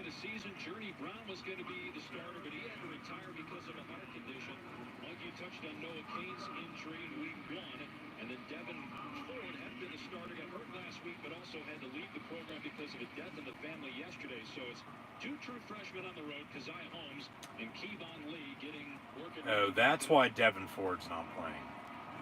Best wishes to him and his family. A death in his family, they say. Thoughts and prayers, of course. So no Devin Ford. It's going to be Kevon Lee and Keziah Holmes from start to finish here. Penn State down to 2 running backs today now. So that's why Devin Ford is not playing. He's not even there. He's back in Northern Virginia with family. So once again, thoughts and prayers. Tied up at 7 with Penn State, Michigan. Here, second quarter. From the 38, Clifford out of the gun, going to hand off again. Keziah Holmes up the middle, another spin move by him, and he's going to get close to 12 yards for another Penn State first down. This run game, very, very good thus far. All starts up front, you got to be able to block the run, and Keziah Holmes making some plays. Looks like Saquon Barkley back there. But yes, going back to what I was saying a minute ago, give us fans what we want, especially in a time, like this in the year 2020. Clifford, quarterback keeper, good block. Clifford, touchdown run as he barely gets in, sneaks in the front pylon near side, and from 28 yards out as Clifford had a 40-yard touchdown run against Indiana week 1 on the road. Clifford on another quarterback keeper. Did he step out? He's in. That's a touchdown. 6 points for Penn State. Penninger on for the extra point. 13-7 is now the lead. Clifford in the end zone once again on a touchdown run. I mean, it works, okay? But you have to execute it from start to finish. You can't turn the ball over, either. I mean, the play calling hasn't been bad, but at the same time, it's been bad because the players got to put it together and play. And you can't turn the ball over. But here, Penn State with 2 first-half touchdowns and a 7-point, 14-7 lead as we near halftime. Penn State up 7 on the road at Michigan.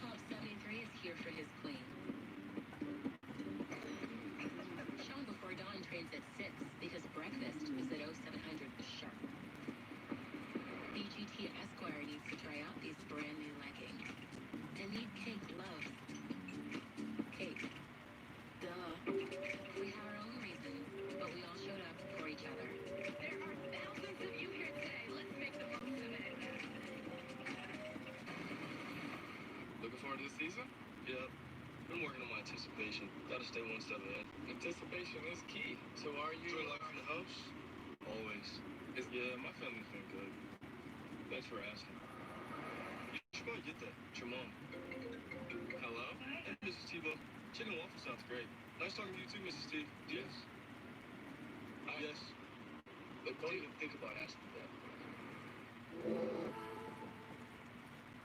Geico makes the claims process so easy, I can file and manage my claim all in the Geico app. It's not just easy, it's giving your dog your fitness tracker easy. Oh, good boy. Yes, you got it. Whew. Already got my 40,000 steps today. Can I get a what?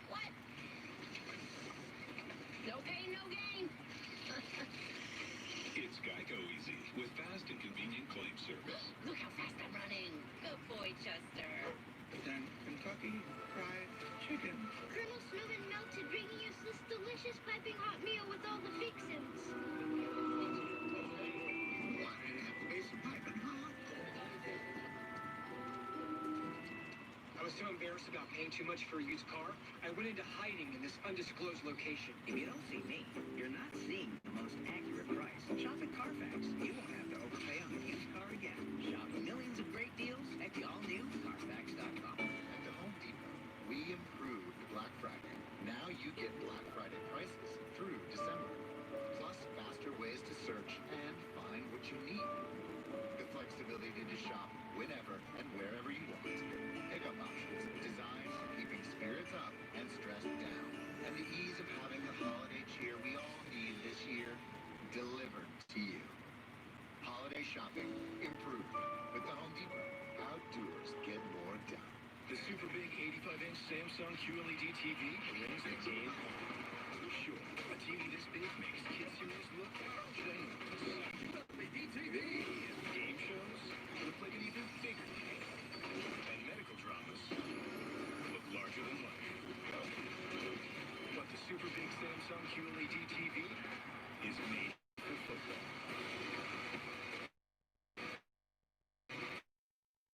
Great offers all November.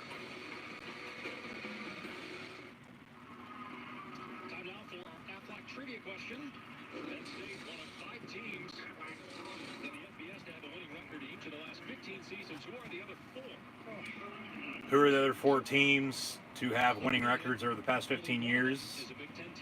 Wisconsin, LSU, Oklahoma, and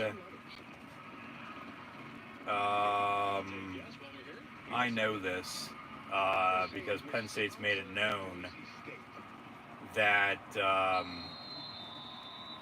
yeah, Boise State's probably a good choice, Mike Golick. But Penn State, yeah, they've had a winning record every year since 2005, and that's now done and over with. That's come to an end as they're 0-5, but they went out and go to a bowl game and win that. They're 5-5. That's a winning record. That's 500. See a replay of the touchdown run there before the commercial break by Sean Clifford. But no, it's Penn State. There's 5 teams. Who are the other 4? Other than Penn State to have winning records since 2005, past 15 years. It's Penn State, Wisconsin, LSU, Oklahoma, and like Mike Golick said there, Boise State. Good choice, yeah, but I don't think it's the Broncos. Even though I'd like to have either Brian Harston or Chris Peterson come in and coach Penn State potentially if they fire James Franklin. But from the 31, Michigan has Cade McNamara back in at quarterback, pass near side, incomplete, a complete drop by the wide receiver. Had it right through his hands, dropped it, incomplete. 2:57 to play in the first half. Penn State with a 14-7 lead now. Yeah, credit. Michigan's going to get the ball to begin the second half as Penn State received, but both teams with under 3 to play, all 3 timeouts remain. 7-point lead, 7-point deficit, depending on how you look at it. For Penn State, Michigan here, 14-7 is the score. Empty set 5 wide. Motion man now back in the backfield, no. Across the field, into the slot. McNamara pass a little too high. Incomplete. Good coverage by Penn State. Joey Porter Jr., son of the Steeler great Joey Porter himself, on the coverage. And another 4th down, and Michigan's going to punt. Penn State going to get the ball back with 3 timeouts, up 7, and 2:54 to play in the first half. So they can get something going here on this upcoming drive, score some more points here. Take a 17 or 21-7 lead into the half. Okay, so be it, but hopefully it's not reversed this week as it's been all season long. And they're a first half team compared to a second half team, and they play better in the first half than they do the second compared to, as Dotson on the fair catch there with the punt. First and 10, Penn State, up 7, 2:47 now to play in the first half. But take a look at the Porter family, Joey Porter and, of course, Joey Porter Jr.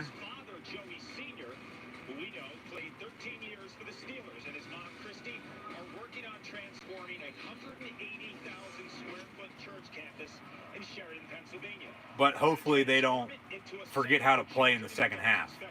Like this go around, what I'm getting at, they play good in the first half, but don't play at all in the second. And their first half team compared to the second.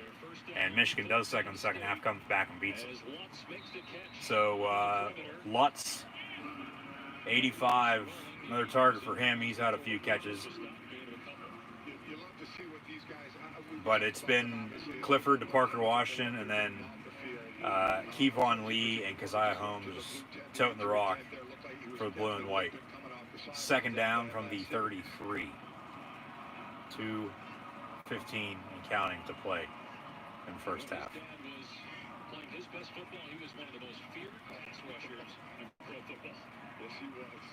Maybe a little movement. Clifford going to hand off Kevon Lee for another yard. See, Michigan calls a timeout here with 2 minutes to play. Just to stop the clock potentially. Or if they hold them here on third down, force a punt, you would think Michigan's going to for sure now going to call timeout then. Get the ball back with 2 timeouts and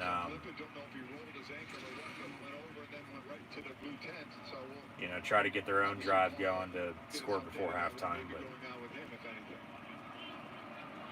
But Penn State here has some time to drain the clock before picking a first down. But then if you get a first down, hurry up. You have 3 timeouts. Clifford going to go deep. They're taking a deep shot. It's going to be incomplete. Intended for number 3. Parker Washington once again.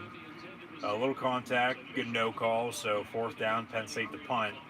So Michigan doesn't even have to call a timeout now. Clock stops with the incompletion.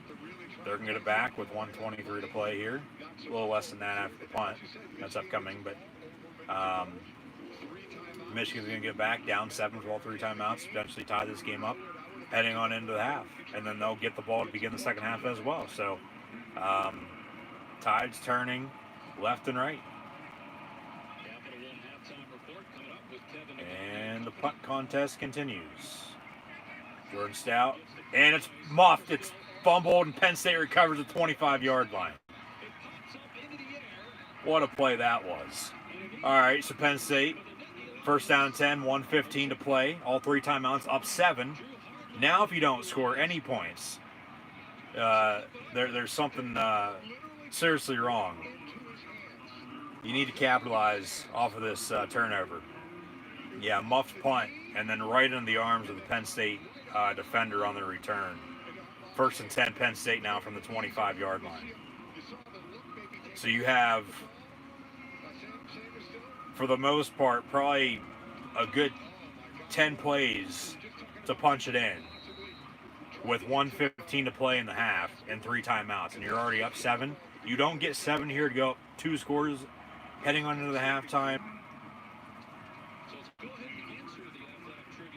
And now we got a timeout by Penn State. Timeout, Penn State. Aflac trivia question answer. Official question is, Penn State is one of 5 teams in the FBS to have a winning record each of the last 15 seasons. Who are the other 4 teams? Okay, so Boise State was the other. I knew LSU, Oklahoma, and Wisconsin for sure. I've been saying that. And then Mike Golick brought up Boise State, and regardless if they're not a Power 5, they're part of the FBS. And Boise.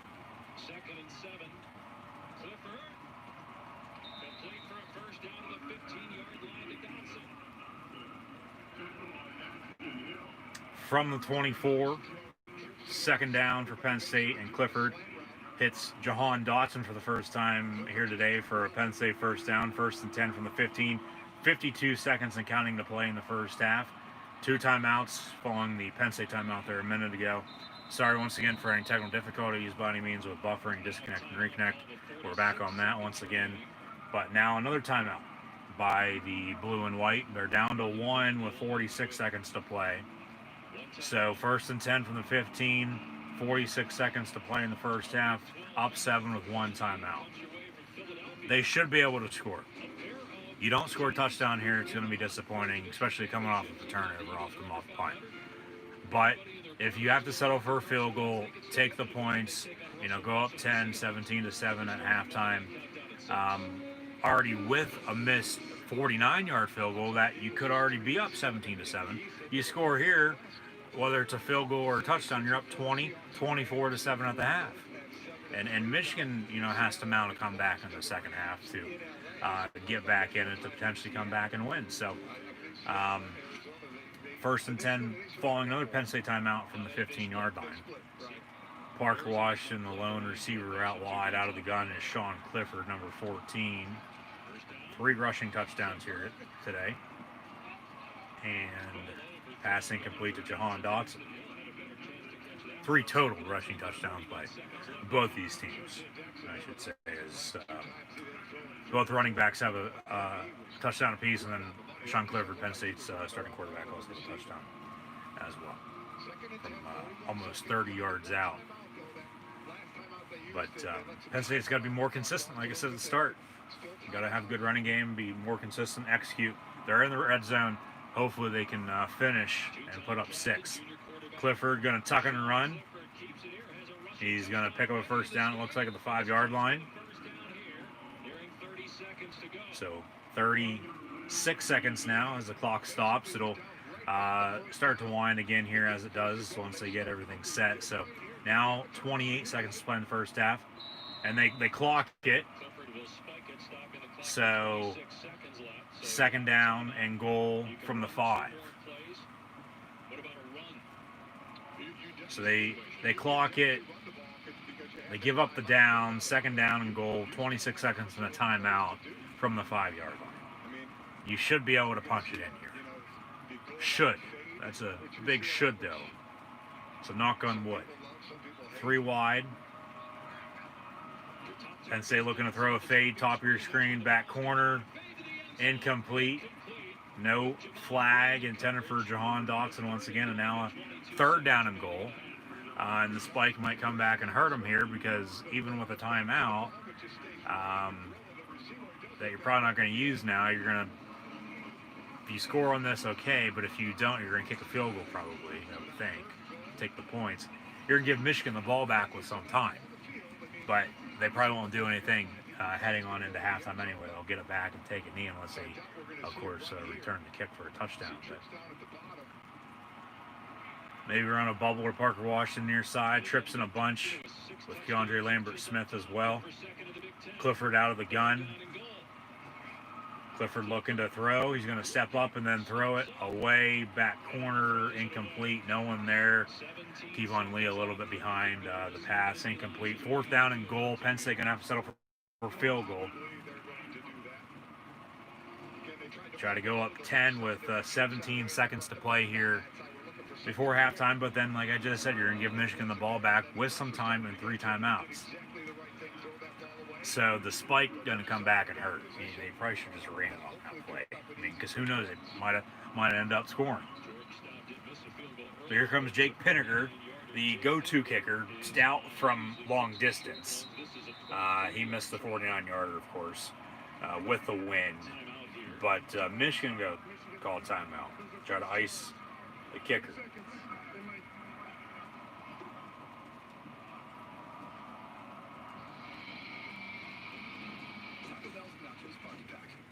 Very weird seeing Beaver Stadium, the Shoe, and now the Big House, along with, for the most part, the rest of college football and the NFL, depending on where you're at, if they're allowing fans in the stands or not, at limited capacity, of course.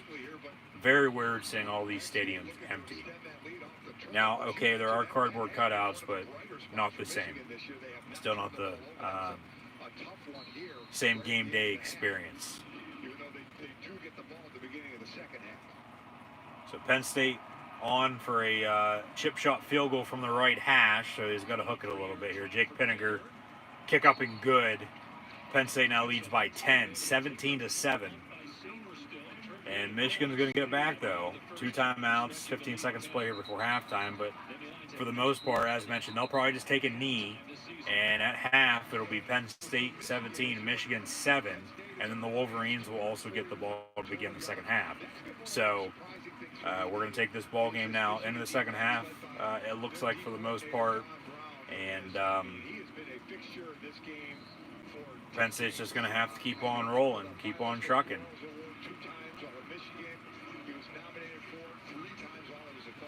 Michigan going to have to find a way to come back and win. And you look at, okay, bring up, both these head coaches potentially on the hot seat. Well, if they both stay, both don't get fired or both don't move on, if they leave on their own terms, whether it's to another college football program or to the NFL, there's probably going to be some assistants canned. And you got to look at probably both Brent Pry and Don Brown at the defense coordinator positions for both Penn State and Michigan, respectively. Both have had, great defenses in the past, but for some reason this year, and I get it's 2020, you can say that all you want, but, still not an excuse by any means. It's just not clicking. So, Michigan has 15 seconds here. Cade McNamara back in at quarterback, like I said, following his injury. 15 seconds for the Wolverines, 1st and 10 from the 25, following the touchback. 2 timeouts, but for the most part, it looks like they're just going to take a knee here and head on into halftime, trailing by 10. But they do line up out of the gun, and they're going to just run it up the gut. Maybe they break one. No, only 9. Maybe a timeout with 7 seconds and take a deep shot. No, Michigan's just going to let the clock run out. So at halftime, Penn State with a lead. Penn State leading at the half here this November Saturday afternoon. And Penn State's first lead at the half all season long. They have not led at the half since last year's bowl game against Memphis down in the Big D for the Goodyear Cotton Bowl. The game they won. So Penn State's 0-5. They haven't led at half at all so far this season. They lead at half today. Could, things be changing? Could Penn State come out on top today? Yes, but Michigan could as well. State Farm offers everyone surprisingly great rates. A little surprised, but honestly not surprised at all that Penn State's leading by 10 at the half, 17-7 on the road, because they have the talent. The production just hasn't been there. They haven't executed. They haven't capitalized. They haven't finished, and they haven't had a run game until today. So the Nittany Lions lead by 10, 17-7 at the half. Some first half stats and scores. We'll get these pulled up here in a second. Bear with me here. But a good start for Penn State. 30 minutes of football done. Still got 30 more to go, though. If anything is to be said, I tell you what, like I said earlier, they don't turn the ball over. They probably have a few wins so far this year. And they're not 0-5, but they're 0-5, so here we are. But if they can just continue doing what they're doing on both offense and defense and keep their head down and, keep going to work, run the football, play good defense. Michigan running the ball well, but their passing game, non-existent.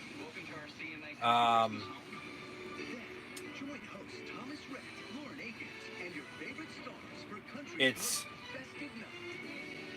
just keep doing what you're doing, and you have a 10-point lead. Just don't do anything stupid. Don't turn the ball over. And for the most part, you should come out on top with a win.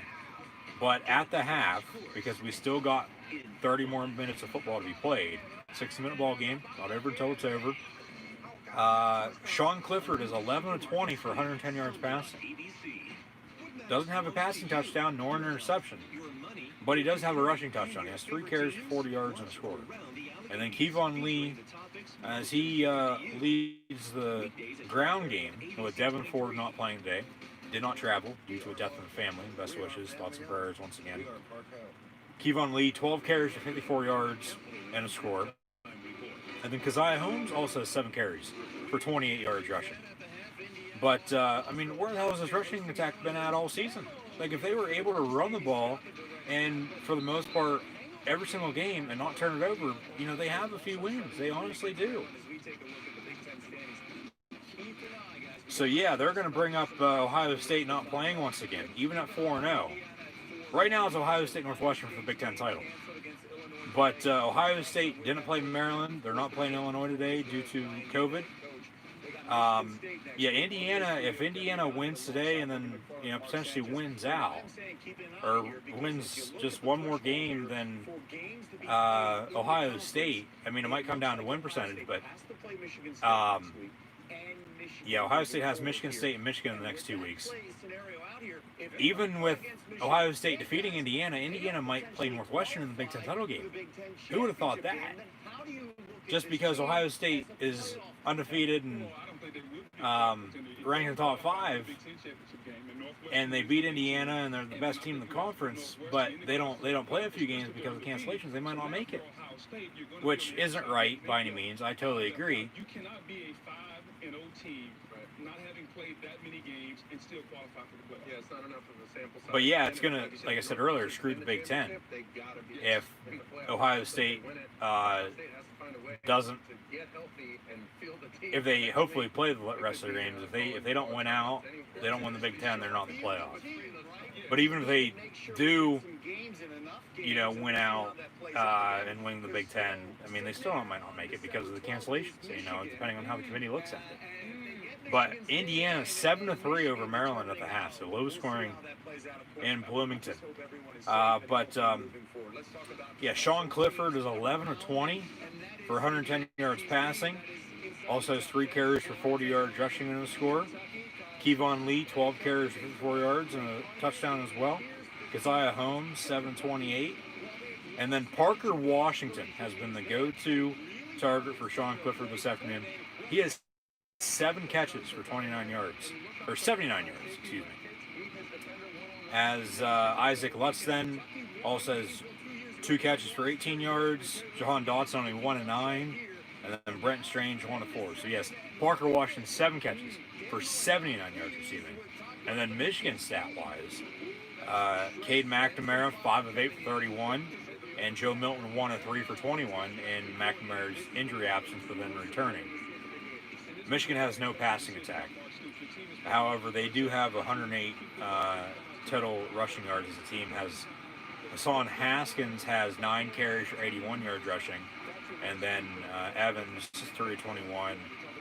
Bell 3 catches for 34 yards, and that's about it. What else we got in college football? Florida on top of Kentucky 14-10. Indiana 7-3 over Maryland at the half as well. All these games at halftime, looks like right now, all these noon kicks.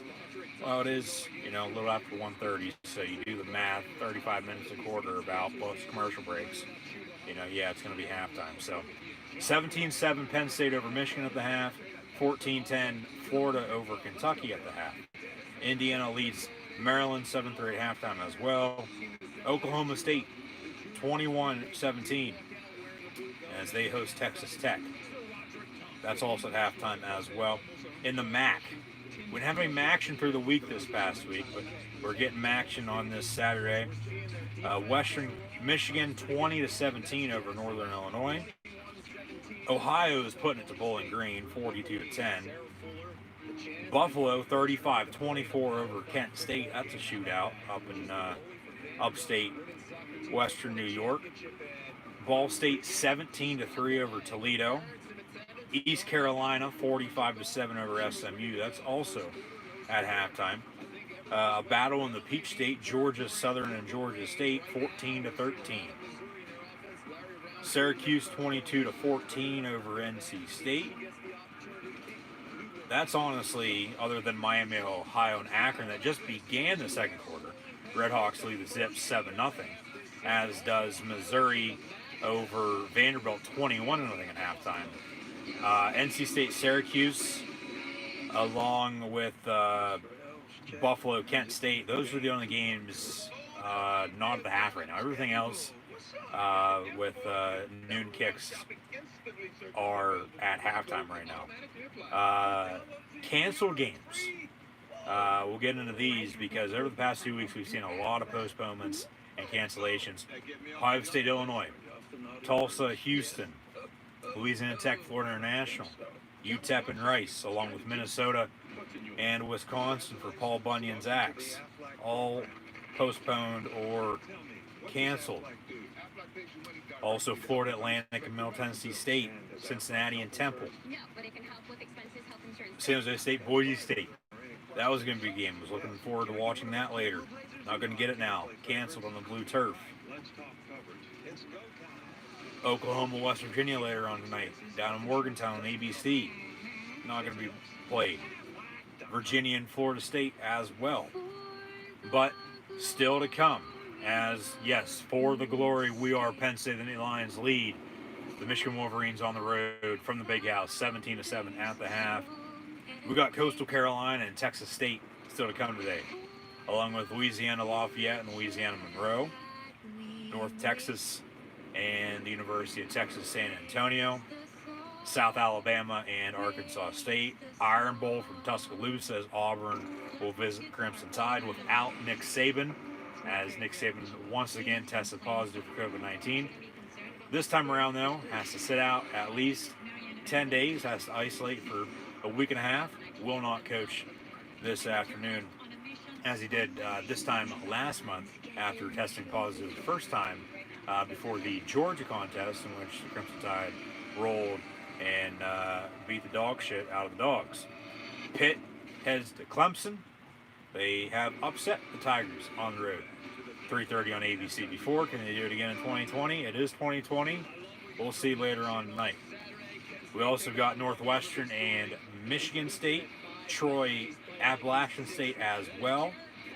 The Egg Bowl with Mississippi State and Ole Miss. Rutgers, Purdue.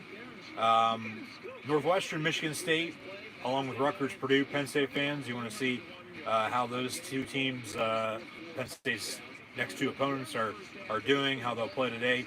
Keep an eye out for those games, of course. You haven't seen them already this season. I myself, your host, Encyclopedia Sports, Cool and Loop 96, for the most part, will be watching Auburn, Alabama, along with Pitt and Clemson. And then probably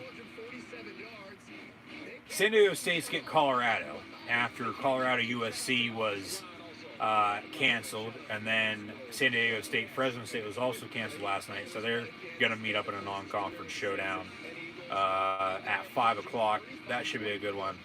But I'll probably turn on Auburn, Alabama, Pitt, Clemson, and then flip back and forth with Northwestern, Michigan State, and Rutgers, Purdue.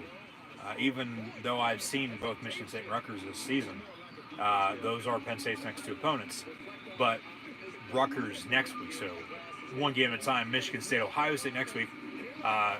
Penn State, Rutgers kick time still to be determined. So we'll see Ohio State thump the Spartans next Saturday if they even play. So yeah, it's going to be Auburn, Alabama.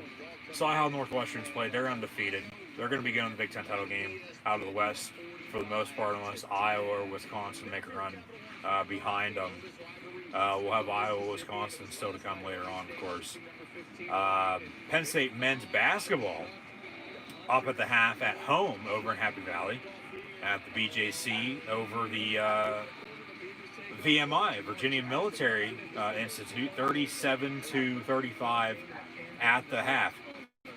But yeah, Auburn, Alabama coming up. That's going to be a good one in the Iron Bowl. Pitt and Clemson as well. And then flipping back and forth for myself. But probably going to watch Rutgers, Purdue as well in its full entirety. Just because, of course, Penn State plays at Rutgers next week before hosting Michigan State. So we'll see Michigan State, Ohio State next week. Also, so to come today, Louisville and Boston College in the ACC, San Diego State and Colorado, non-conference rescheduled matchup just from over the past few days. As Utah and Washington will also be in the same boat, as both of their games were postponed, canceled. Utah was supposed to play Utah coming off of their first game last week, actually. Losing to USC at home, yes. Yeah, they were supposed to play Arizona a few weeks back. That was canceled. Then they were supposed to play UCLA today, later on tonight, after losing to the other Southern California team, USC, last Saturday night. Washington was supposed to play Washington State in the Apple Cup yesterday. That game was canceled. So the Pac-12 schedules Utah and Washington for later on tonight on ABC. That game 7:30 on ABC because Oklahoma and West Virginia was postponed, canceled. So some rescheduling, of course, but the show goes on. These games are still going to be played one way or another. We also got LSU and Texas A&M. Went to 7 overtime a few years back. Last time the Tigers visited College Station. So A&M right on the outside looking in the college football playoff right now. Good for Jimbo Fisher and the Aggies. Gig'em have had A&M as over the past few years, last year and this year, actually, as a potential surprise team. And here they are, and they have that head-to-head win over Florida, who's one spot behind them in the rankings. We'll get in the rankings here in a second, but well, we'll hold off on that thought for a second. But Memphis also has Navy tonight, Duke and Georgia Tech, Kansas State, Baylor, Georgia and South Carolina. South Carolina's looking for a new head coach. Texas might be as well if they move on from Tom Herman. There are some rumors floating around about that after an Iowa State defeat over the Longhorns yesterday on a game-winning field goal. Utah, Washington as well. Arizona, UCLA, TCU, Kansas, and then Nevada and Hawaii from the islands. However, we saw Utah State defeat New Mexico on Thursday, 41-27.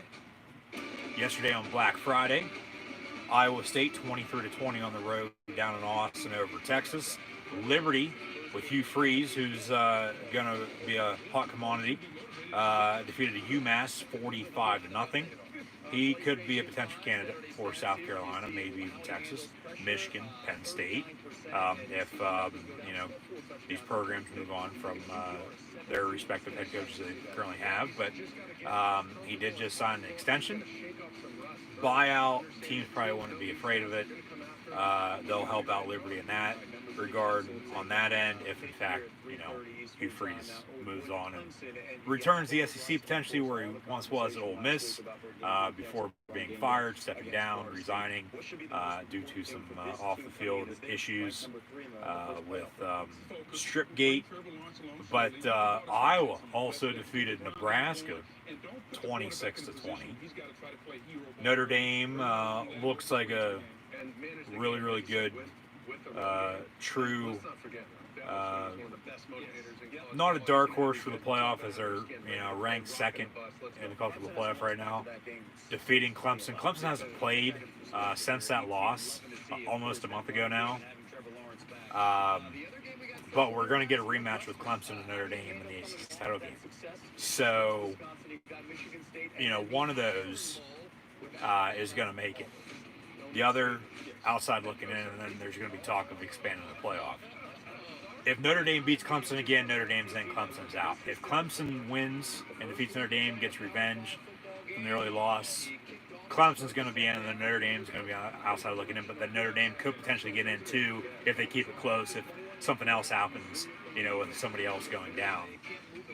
Battle, the war on I-4, Central Florida over South Florida, 58-46, a shootout last night. Wyoming beat UNLV 45-14. We saw Central Michigan defeat Eastern Michigan as well, 31-23. The game banned on the field. Stanford beat Cal 24-23.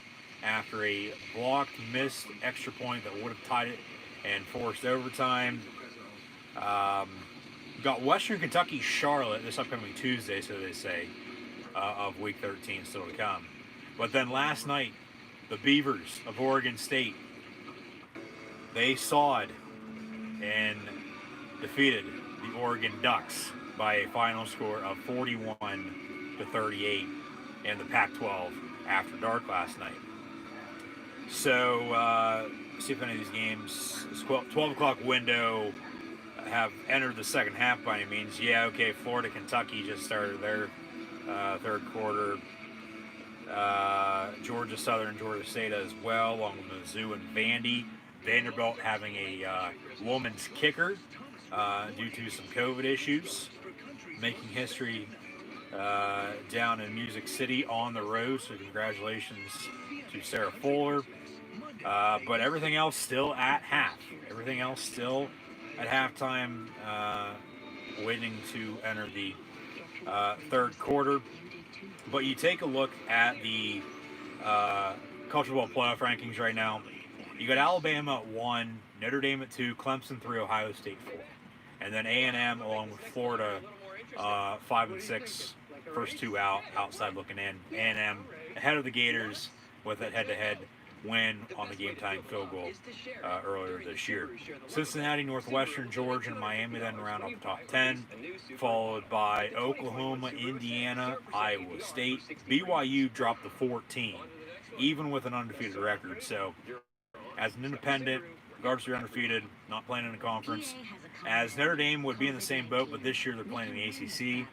They're undefeated as well. We only have a few unbeatens left with Alabama, Notre Dame, Ohio State, Cincinnati, BYU, USC, Coastal Carolina, and Marshall. 50 years after the plane crash, they still could get to 10 wins, so congrats to them. But Alabama, Notre Dame, Clemson, and Ohio State, your top four. Penn State close. Shout out to them. We are Penn State, Clanahan's, clothesline.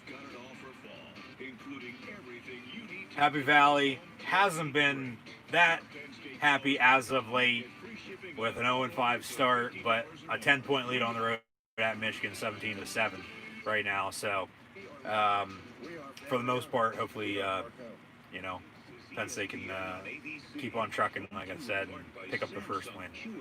2 days after Thanksgiving in 2020. Like, who would have ever thought that? But you have Oklahoma at 11, Indiana at 12. Then Iowa State, BYU as mentioned, followed by Oregon. But Oregon's going to drop, and for the most part, probably drop out of the top 25. If they're going to be in the top 25, they'll be right at 25, but they're probably going to drop out of the rankings with their road loss in the rain last night at Oregon State as they got chopped down. Wisconsin at 16. They're not going to play again. They're out of the Big Ten title game because we're not playing enough games now. We've got 3 games postponed or canceled. Texas at 17. Another loss for them. They'll probably stay ranked just because they lost at home by 3 in a game-winning field goal to a ranked Iowa State team. But they'll probably be 20-25, probably 23, 24, 25 for the most part. Tom Herman potentially fighting for his job as well. But you have USC at 18, North Carolina at 19. North Carolina lost to Notre Dame yesterday, so North Carolina could be unranked.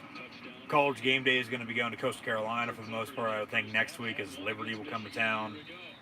Liberty should have lost last Saturday against NC State, but they did. They have 1 loss now. Coastal Carolina unbeaten. They play Texas State later today, like I said. And then you have from 2025, Coastal Carolina, Marshall, Auburn, who's on the road at Alabama today. Then Oklahoma State, Iowa, and Tulsa. With Iowa, for the most part, probably going to rise into the top 20 with a few teams ahead of them losing already, and for the most part, probably going to lose continuing on this weekend. So good for Kirk Ferentz and the Hawkeyes after starting out 0-2. Penn State starting out 0-5. potentially, getting something going now. Kickoff, 1st and 10 from the 35 as it went out of bounds on the penalty. So first play of the second half, Michigan on a 9-yard run to the 45, 44 and a half, 45, just be short of the line of gain. So second and a half a yard for the Wolverines, but I would think your final four for the college football playoff would be, and we'll save that thought for the next commercial break, so stay tuned. But second and short, big stop by Penn State there on defense. Brandon Smith, Ellis Brooks, P.J. Musfer on the stop. So it'll be third down and inches for the Michigan offense. Down 10 here as we begin the second half. 17-7, Penn State leads.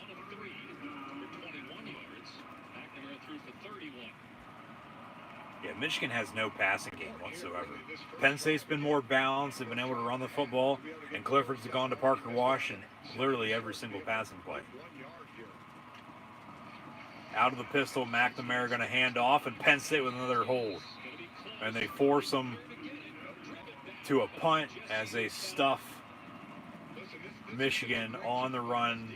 Run by Michigan, 9 yards, and then 2 no gains. And the Wolverines on the punt. Jesse Lucada on the stop for the blue and white. Penn State's linebackers, Penn State's defense overall, actually playing defense today for the first time this year. Michigan going to go for it, though, and I mean, rightfully so. It's 4th and inches. All you need is a quarterback sneak, yet you're out of the shotgun. And Michigan's not going to get it, and maybe on the tail end of that, they got an extra late push, and the Michigan Wolverines do, in fact, pick up the first down. So, first down, Michigan.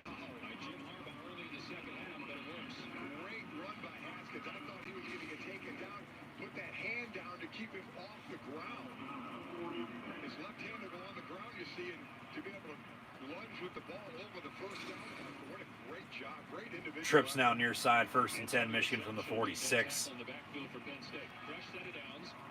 And McNamara pass complete, first down, Wolverines of the 42. From the 41, McNamara on the screen, Brandon Smith right there on the stop in the backfield, loss of 3 yards. Sorry for any technical difficulties once again, but a big stop by Penn State on defense there. 3-yard loss on the pass. It'll be second and long. Smith does a great job of eating him up there, but the throw was behind it. Didn't really give his receiver a chance. Michigan 2-3 record, won at Rutgers in triple overtime. Also beat Minnesota, losses to Wisconsin. Yeah, Michigan hasn't won at home yet this year. Their 2 wins have been on the road. So they're still searching for their first home win. As is Penn State, and they're not going to get another one until Michigan State to close out the season. And then for Big Ten Champions League, still don't know if those games are going to be at a neutral site or at, respective home stadiums for the team with the better record or higher win percentage. So Penn State could get another home game, but they might have to go on the road again to Illinois or Nebraska, depending on who they play. 11-11 here in the third. Out of the gun, empty set for the Wolverines. Penn State jumps off sides. That's a 5-yard penalty.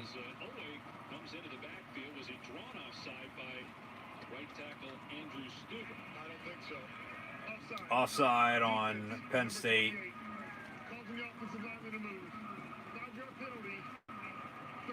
Yeah, 5 yards. It'll still remain third down, so not automatic first down. So third down.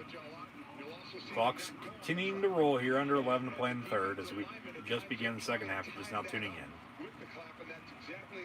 Penn State with a 10-point, 17-7 lead. You get a lot more options here on 3rd down and 2 instead of 3rd down and 7. And you're really in 2-down territory as well if you don't make And 3rd and 2 from the 33. So you imagine they would go for it. Now we got a late whistle. Maybe a timeout. Timeout. Michigan calls their first timeout now here in the second half. And it's going to be a full TV timeout. So they'll hit a commercial break and we'll return. Michigan down 10, 17-7, 3rd and 2, with 10:32 to play in the third quarter. But yes, as mentioned, with the College Football Playoff rankings, with Alabama, Notre Dame, Clemson, Ohio State, your top 4 right now. Still a lot of football to be played. Alabama's going to play LSU now next week in a rescheduled game. They're going to get that in the SEC West. Alabama was supposed to play Arkansas, but that game's on hold. Alabama wins today against Auburn. Saban not coaching. It'll be close, but Tide playing at home, you would think they're going to win. I mean, Auburn could shock the world again. Auburn going to have a home-and-home with Penn State over the next few years as the Tigers will roll into Happy Valley next September. You're going to have Alabama in the playoff probably, I would think. But you're also going to have another rematch with Notre Dame and Clemson. So whoever wins that's going to be in. Loser, probably not, unless Notre Dame keeps it close and Clemson wins, and then ACC gets 2 in. But then you also have Ohio State, and the big thing right now with the Buckeyes in the Big Ten, not playing again for the second time because of the cancellation. They get canceled one more time, they're done for. They're not playing the Big Ten title game. Indiana would then at that point right now. And then that comes back down to, well, Penn State could have been in that spot if they would have won. You know, same thing with Michigan, Michigan State, you know, Rutgers and Maryland. You know, Ohio State gets postponed or canceled again. That's 3 games. As we've seen with Wisconsin, they're not eligible now for the Big Ten title game. And if Ohio State's not eligible for the Big Ten title game, not Big Ten champs, they're not making the college football playoff. But if the Buckeyes win out, if they win the Big Ten, Ohio State's going to be in the playoff once again, which is going to be good for the conference. And like I said, after Halloween, with Ohio State beating Penn State, Ohio State honestly really is the Big Ten's only shot at making the playoff now. Since then, and you know, truly coming into the season as well. You know, don't want to say it like that, but it's true. You know, you want to root for Ohio State, regardless of who they're playing, if you're a Big Ten fan. So, and this is coming from a Penn State fan. So, would like to see Ohio State play Michigan State, and then Michigan in the next 2 weeks, and then play the Big Ten title game, win that. Northwestern's look damn good, though. They're at 8. Say they win out and win the Big Ten. Okay, there's some hope now. Northwestern could make the playoff for the first time ever. They probably need some help, though, because they got Texas A&M and Florida, both out of the SEC in front of them, and then Cincinnati as well. So both Cincinnati and Northwestern are going to need a lot of help to make it. You got the Big 12. It's going to be Oklahoma and Iowa State for the title. Indiana could sneak in and play Northwestern potentially if Ohio State can't play. The Pac-12 is done for after Oregon lost last night. USC's not playing again today. They're too far down as it is.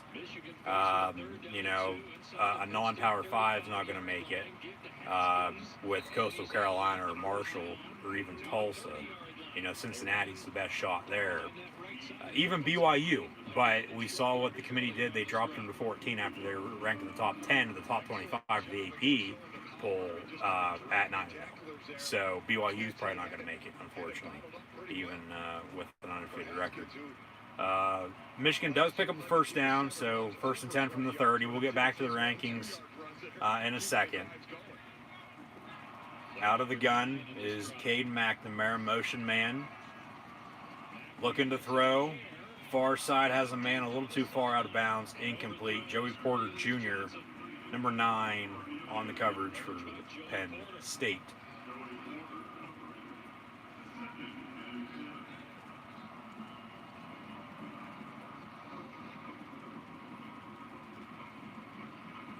Michigan trying to get its 3rd win of the season. The last time it had a losing season, 2014, 5-7 at Brady Hoke's last year. This would be, if they end up with a losing year, their 4th in the last 13 years. Prior to 2008, their last losing McNamara going to fake the give and roll out near side, backpedaling, and then throwing it out of bounds, incomplete. Now it's getting chippy, got some trash talk back and forth. Officials come in, break that up. But now it'll be 3rd down and 10 for Michigan.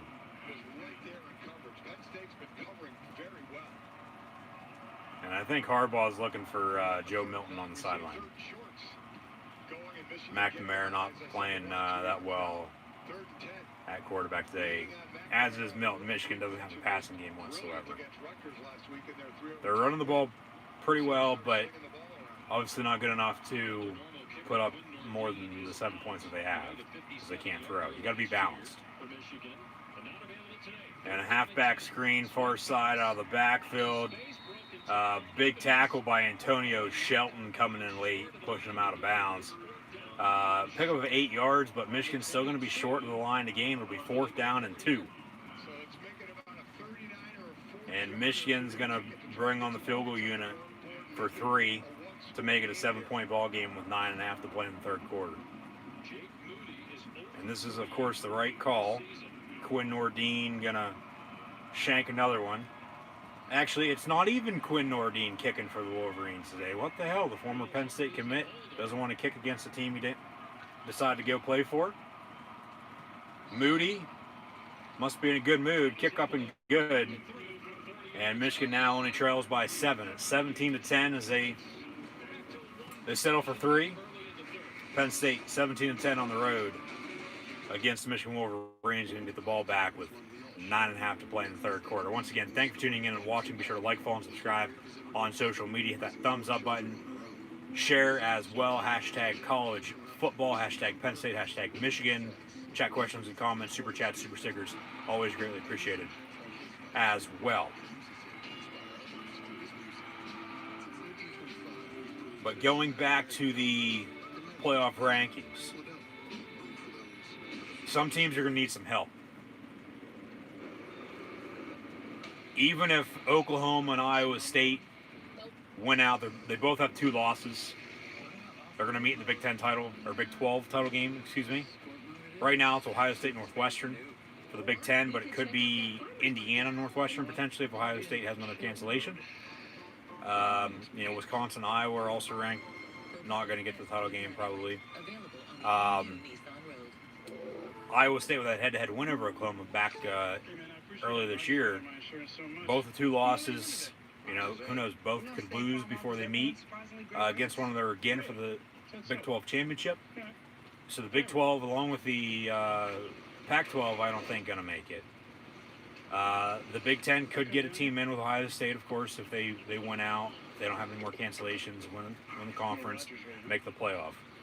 If Ohio State plays their final 2 games and then wins the Big 10, they'll make the playoff. They will. And the SEC is going to get one in at least with either Alabama, A&M, or Florida. The thing is, A&M's not going to be going to the SEC title game. You also have Auburn, okay? And Auburn and A&M, I do believe, met earlier this season. No, they play next weekend. So that's going to be a good game.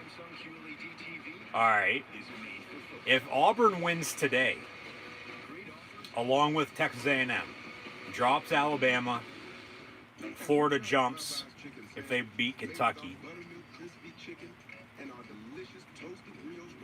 Auburn could come out of the SEC, but they have 2 losses. Committee going to take a 2-loss team? Probably not. So the best bet for the SEC is have Alabama win today, have Alabama beat Florida in the SEC title game, have A&M win out, and then have Notre Dame and Clemson beat each other, and then have Alabama, either Notre Dame or Clemson, Ohio State, or even Northwestern, if they win out and win the conference, and then Texas A&M as your Final Four, is what I'm getting at.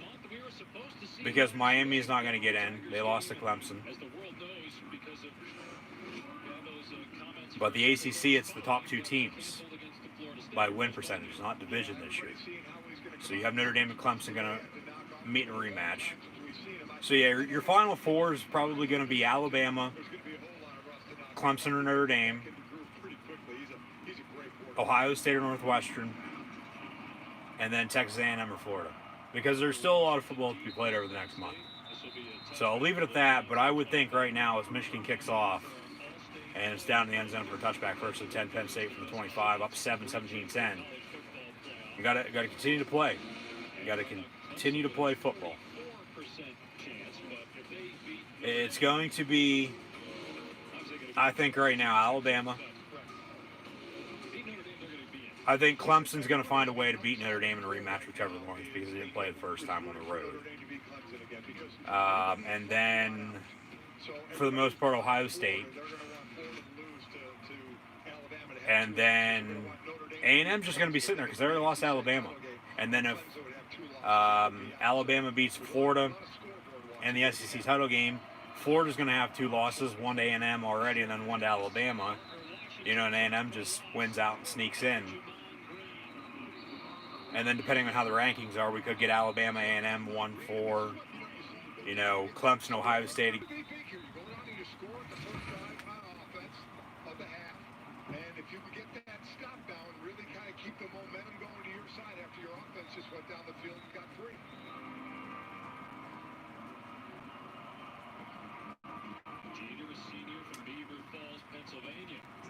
Penn State with a 3-and-out.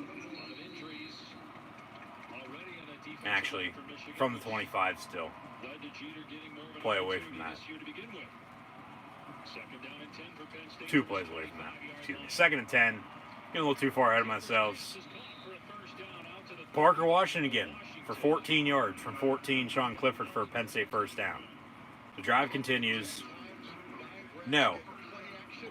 Just with the College Football Playoff rankings being released for the first time this past week, still a lot of football to be played over the next month before the bowl games and then the College Football Playoff begin. A lot still unknown at this point in time. And once again, sorry for any technical difficulties with the buffering, disconnect, and reconnect. Penn State 1st and 10. Kevon Lee for a few yards. So it'll be 2nd down. 8:08 to play in the 3rd.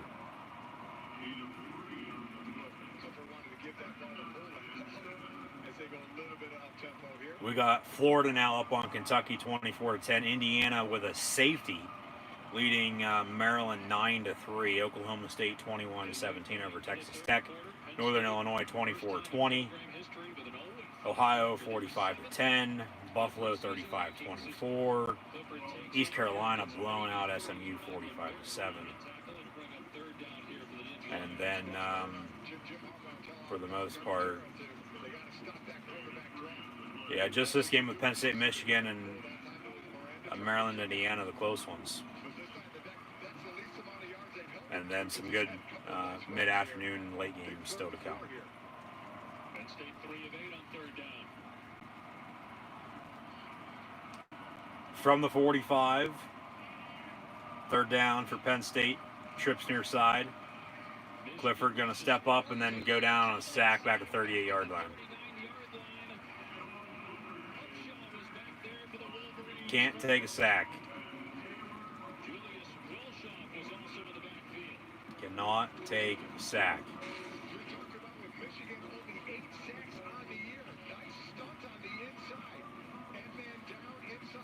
At least they didn't turn it over. But they're, you know, still going to turn it over with a punt here. So, did get a little too far ahead of myself and jinx them. Another muff punt, though. Michigan recovers it this time around. However, there is a flag on the play. We'll see what the dirty laundry is from the Zebras. But no, they end up punting on that drive anyway, so Michigan gets the ball back down 7. See what the flag is, probably a hold or a block in the back. Going to make it a little nerve-wracking when Penn State has to punt anymore. Who's back there for Michigan?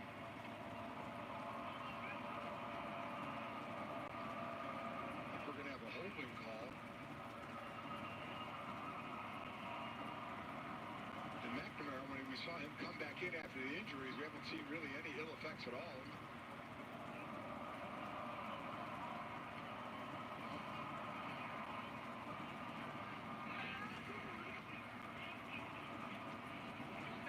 All right, now these refs trying to get everything figured out, get it all situated. taking a little while, but we'll get the call here eventually. Today, COVID's going to be done and over with before this call comes in. During the kick, holding on Penn State, 10 yards, and Michigan will add on, they'll tack on 10 yards from the end of the run, rather than have Penn State re-kick.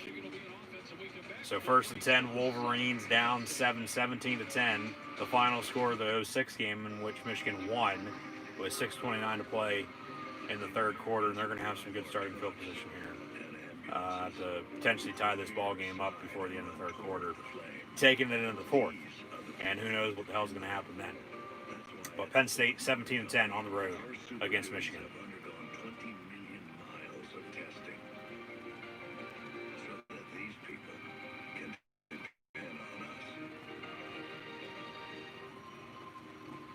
So with AT&T, you can pick the perfect plan for each family member with the features they want, like HBO Max.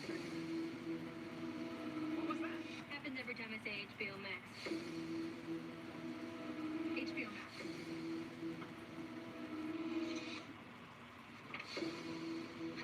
It can read. It's not complicated. AT&T's best plan includes HBO Max, so you can stream Wonder Woman 1984 the exact same day it premieres in theaters, and no extra cost. Are you ready to sink your teeth into lemon pepper, sweet and spicy Korean sweet-tastic? Then go have an arrow masterclass in all things wings. Yes, I am. Sorry though. Get free delivery for a limited time at wingstop.com.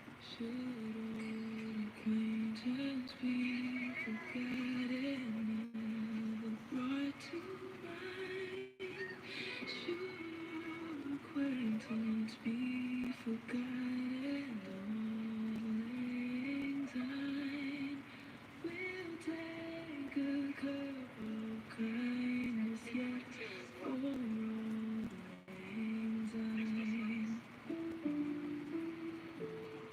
Our new house is amazing. Great street, huge yard. There is a bit of an issue with our neighbor's fencing.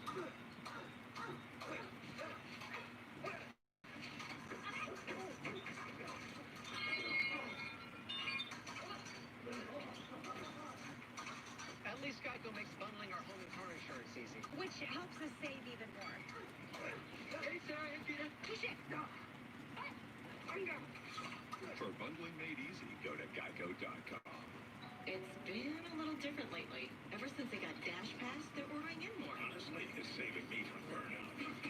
They're saving on so many orders. Zero delivery fees. And with any Chase Freedom card, they get access to Dash Pass for free for 3 months. That's like 3 months of zero dishes. More like thousands of dishes. Tikka masala, huevos rancheros, pad thai. Sign up with any Chase Freedom card. After 3 months, you're auto-enrolled in Dash Pass. Thousands of restaurants. Zero delivery fees. Visit DoorDash.com/ChaseFreedom.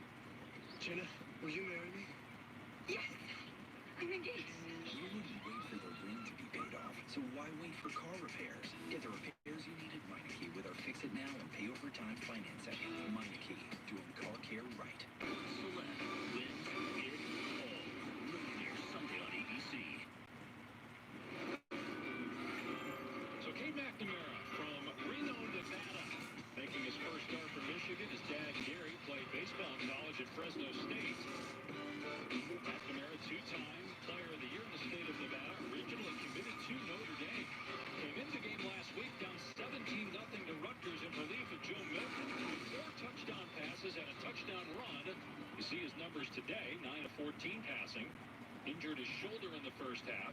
The penalty was actually called against Michigan. The officials made a mistake, so it's first down to the 18-yard line. Okay, so it was a holding on Michigan on the punt by Penn State. So they back the Wolverines up 10 rather than give them an extra 10 yards. So 1st and 10 from the 18-yard line. What I had stated earlier about a recruited quarterback kind of being the consistent starter. You know, as you mentioned in his bio, they're two-time Nevada Gatorade Player of the Year and threw the ball so well last week. And just looking for that. After a 2-yard pickup to the 20. 2nd down and 8 out of the gun.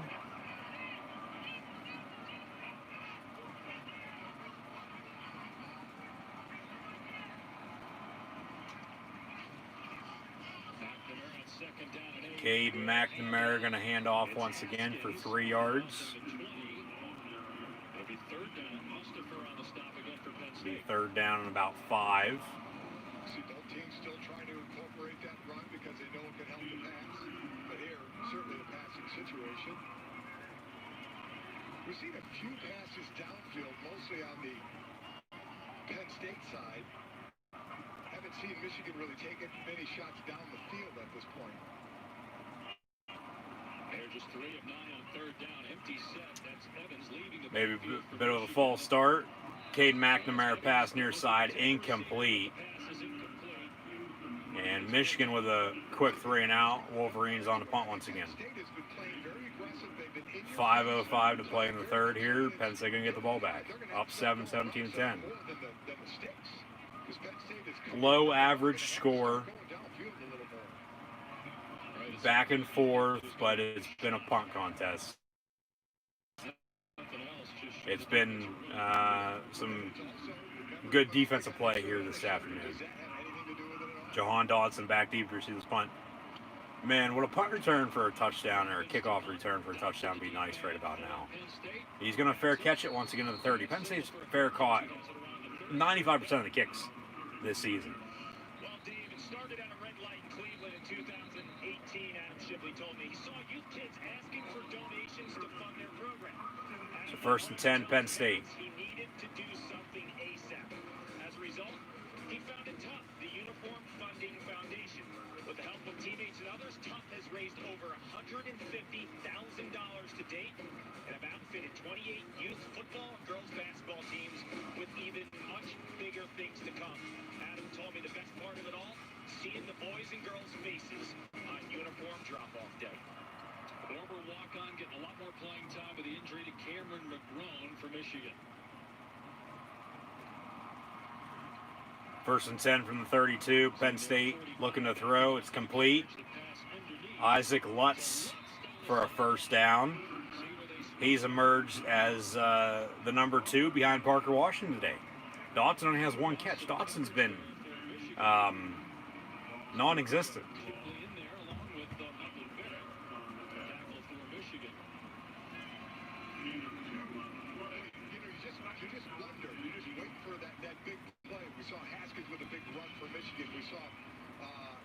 With a big run for Penn State. We're looking for that big Keziah Holmes with a few yard run there. Yeah, eventually, as mentioned over the past few weeks, you keep running the football, eventually you're going to break one. Clifford going to tuck it and run. He's brought down by Kwity Paye. Kwity Paye returning from injury. Said his name a whole lot today. First time, actually. Here with 3 minutes and 33 seconds to play in the third quarter and counting now. It'll be third down for Penn State from the 48-yard line. Trip stop your screen, left to right, the nitwits here in the third quarter. Clifford looking to throw out of the gun. He's going to step up once again, tuck it and run. He picks up a first down and then some. Inside the 30 to the 25, down to the 22 is Sean Clifford. First down and 10, Penn State.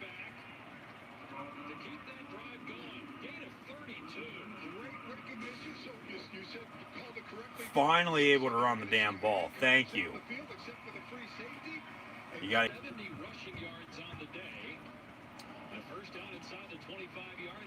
Penn State pass complete near side. Quarterback draw, you have to be aware of it. Second down and 4 here for Penn State at the 18-yard line of Michigan. Clifford going to hand off. And then Keziah Holmes only for a few yards. Trying to get its first win of the season. It was ranked 7th preseason. Remember, just a year ago they started 8-0 before a loss to Minnesota. Yep. Eventually won 11 games, won the cup. Yeah, what he past year and a half, 2 years has been for Penn State. I mean, they started out undefeated last year. They started out winless this year. They haven't won since after Christmas last year, for God's sakes. And can't run the ball until today, finally. However, they've outgained their opponents a few times this year and still lost because they turned the ball over. You don't turn the ball over, and they probably have a couple wins.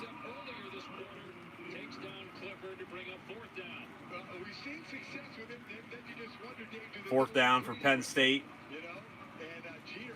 Derek Jeter, number 95 for the Michigan Wolverines. In 2020, now playing football on the stop. And then find the hole you're going to hit. There wasn't a lot of hesitation there. Jeter was right there to eat it up. It looked like Jeter was able to out-muscle the two-time captain center Michael Minute. Penn State field goal up and good. So Penn State now extends the lead to 10. It's 20-10. Penn State also defeated Michigan that year as well. But the Nittany Lions here in 2020 lead by 10, 20-10 with 40 seconds to play in the third quarter.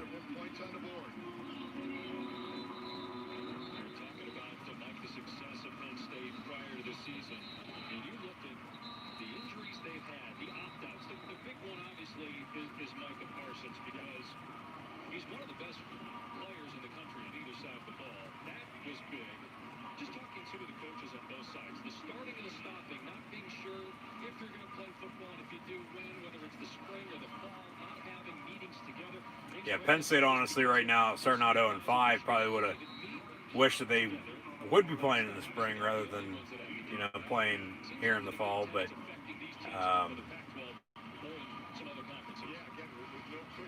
want football. We got football. And they're 0-5 because they can't, do anything right until today for the most part, having a 10-point lead. But now for the second time here in the second half, kicking the ball out of bounds on a kickoff and another penalty, and Michigan's going to start out once again from the 35-yard line.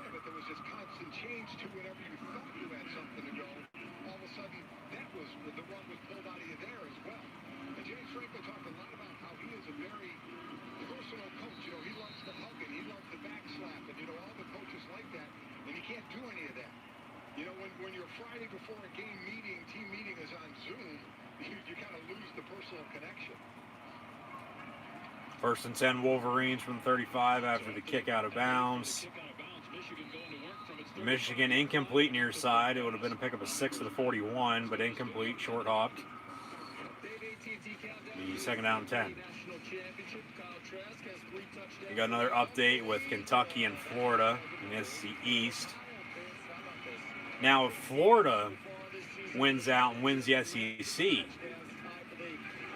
Alabama's going to be an outside looking in. But then that's probably still going to screw over A&M if they win out, even with a head-to-head win over Florida, because Alabama beat Texas A&M. Michigan with a jump ball, complete first down near side inside the 40, down at the 37, first down Wolverines.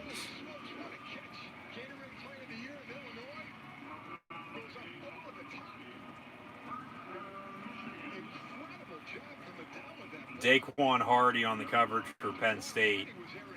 Not that good of coverage by any means. He jumped a little too early from Penn Hills all the way up to Ann Arbor, Michigan.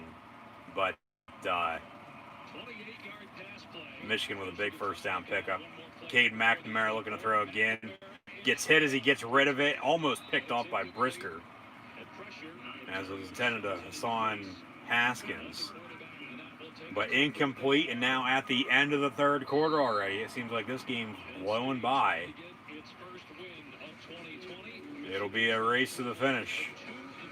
Penn State with a 10-point, 20-10 lead at the end of the third quarter.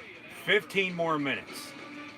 Can the blue and white keep it together? Can they hold on? Can they continue to run the football and play good defense? We'll see. But Penn State with a 10-point, 20-10 lead at the end of the third quarter on the road at Michigan. Once again, thank you for tuning in and watching. Be sure to like, follow, and subscribe. Links in the description below. Chat questions and comments, super chat, super stickers. Always greatly appreciated. As well, be sure to tune back in tomorrow and on Tuesday night for some NFL action with the Chiefs and Buccaneers along with the Ravens and Steelers. He's got the ball, looking downfield. He's going to have to hurt the Chip toe free. Oh, what a spin!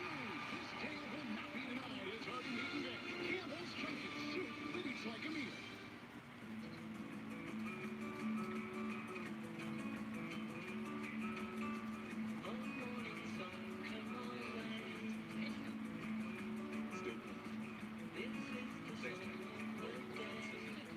For some of us, our daily journey is a short one. Save 50% when you pay per mile with Allstate. Pay less, then you drive less. You've never been in better hands. Allstate. Click or call for a quote today. Wait, are you being serious? There's no way. Maybe there's a joke. There's a joke inside the bag. We invited food reviewers to try the Whopper, but with a special surprise. $5 for 2 Whopper sandwiches? I'm gonna leave before you change your mind. A deal hard to believe. Get the Whopper and the 2 for $5 mix and match. Your way, way better. At the Home Depot, we improved Black Friday.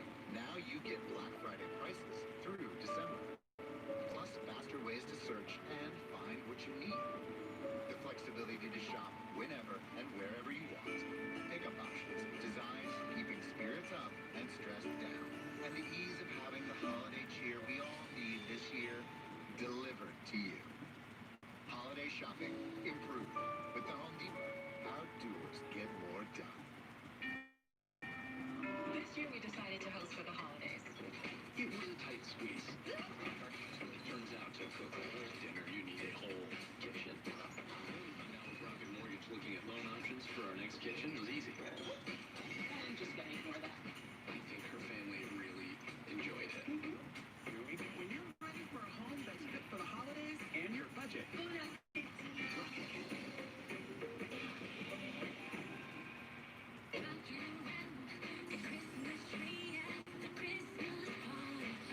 Gather your family and get cozy. The Disney Sing-Along is back and merrier than ever. We've got a sleigh full of stars performing your favorite holiday songs and a touch of Disney magic. Nailed it! It's the gift that keeps on giving. The Disney Holiday Sing-Along Monday, 8/7 Central on ABC.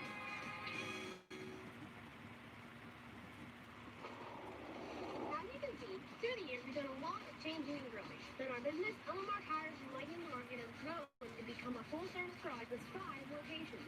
One thing that hasn't changed, Elmar Tires still offers the best prices on a large selection of brand-name tires for quality, affordable automotive repair. No matter where you live in Central PA, Elmar Tires will be your one-stop shop for new tires and auto repair. Hi, I'm Caleb Likens.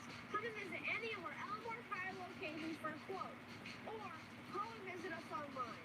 We are local. We are family owned. We are Parco. Penn on ABC.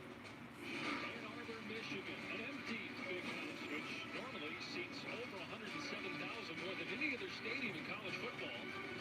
And Michigan trailing Penn State 20-10 as the Nittany Lions try to get in the win column for the first time since December of 2019. Cade McNamara pass complete to begin the fourth quarter. Here's Nick Eubanks, tight end, able to pick up 7. 10th catch of the year, 3rd down coming up for the Wolverines. Good, nice play, made it third manageable. Third down and short for Michigan. Thanks to that long pass a little earlier in this Ball at the 29-yard line. Penn State almost jumped off sides, then a false start. They'll say offside. Got the offense to false start. Come on. Just stupid. Don't start shooting yourselves in the foot now. You're up 10 with under 15 to play here in the fourth. You're giving them free yardage now with penalties. Maybe get chatted to just a little bit. Here's a guy, though, who didn't start playing football until his junior year in high school. I mean, just an incredible athlete. From the 26, 1st and 10. Motion man, handoff, and a big first down to the 10-yard line. 16 yards on the run. And Michigan now knocking on the door to cut it to 3. They scored. They kick the extra point, go for 2. You kick the extra point, 3-point game.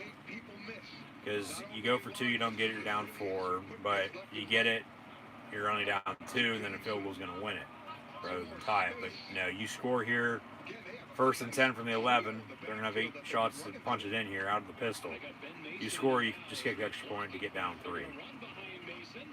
And now Michigan, when needed, they're able to run the football. And Michigan should have a 1st and goal at the 1. Starting to get chippy once again here. Trash talk back and forth, some pushing, shoving, but we play on.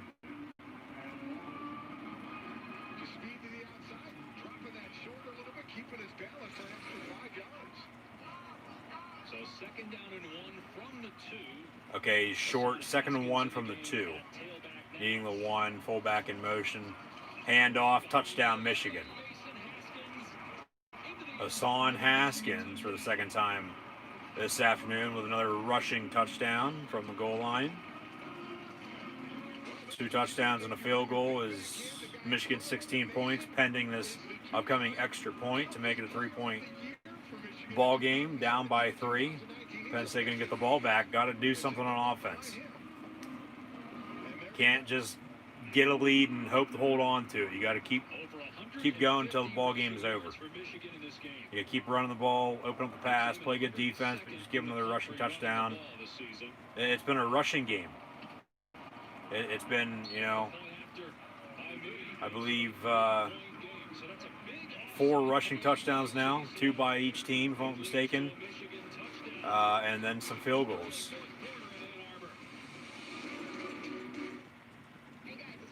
Yeah, Michigan has the 2 rushing touchdowns and a field goal. Penn State has the 2 rushing touchdowns and 2 field goals, plus a missed 49-yard field goal. So Penn State leads by 3 when really they could be leading by 6, getting the ball back. But it's 20-17 here in the 4th quarter. So Lions going to get the ball back. Got to continue to run the football. They can't run the football here late when needed. And they give the ball back to Michigan. They can't hold them on defense. They're going to lose this game. They got to get Jahan Dotson, Keandre Lambert-Smith, Daniel George, Cam Sullivan-Brown in the ball game, T.J. Jones at wide receiver. I mean, you've gone to Parker Washington every single play, seems like. And that's why he has how many catches for almost 100 receiving yards. But Isaac Lutz has stepped up. They've gone to Brenton Strange at tight end because no Pat Freiermuth, but no Theo Johnson behind him. Somebody else still has to step up on offense, and they got to run the ball with Kevon Lee and Keziah Holmes with no Devin Ford today, as he's not even in attendance. Did not travel due to a death in the family, so once again, thoughts and prayers. They're able to run the damn ball. They're able to run the football. Sorry once again for any technical difficulties, but I mean, that's why you see me sitting back here, and then all of a sudden it reconnects once I hit reconnect, and sometimes it takes it a second, or sometimes it's me sitting up very close and then relaxing once again, getting ready for the game to return. So yeah, it's a very, very good game, no doubt about that, but and arguably the best performance by Penn State thus far this season. But they have a running game for the first time all year. They're able to run football. They've been balanced, but somebody else still stepped on offense with 3.20 17 lead here. Yeah, the college football playoff, the semis will be on New Year's Day, a Friday this year, January the 1st, of course, and then the title game will be 10 days later, the following Monday. Semis, I do believe, are the Rose and Sugar, if I'm not mistaken. They could be the Fiesta, Cotton, Peach, or Orange Bowl as well, but I know the national title game is in fact the Orange Bowl. It's down in South Beach, Miami, Florida on January 11th. Where Super Bowl 54 was last year, Super Bowl 55 in Tampa this upcoming February. So game summary, Clifford, a little over 200 total yards, both passing and rushing today with 1 touchdown. Michigan's passing attack sort of coming on here late, but not really. But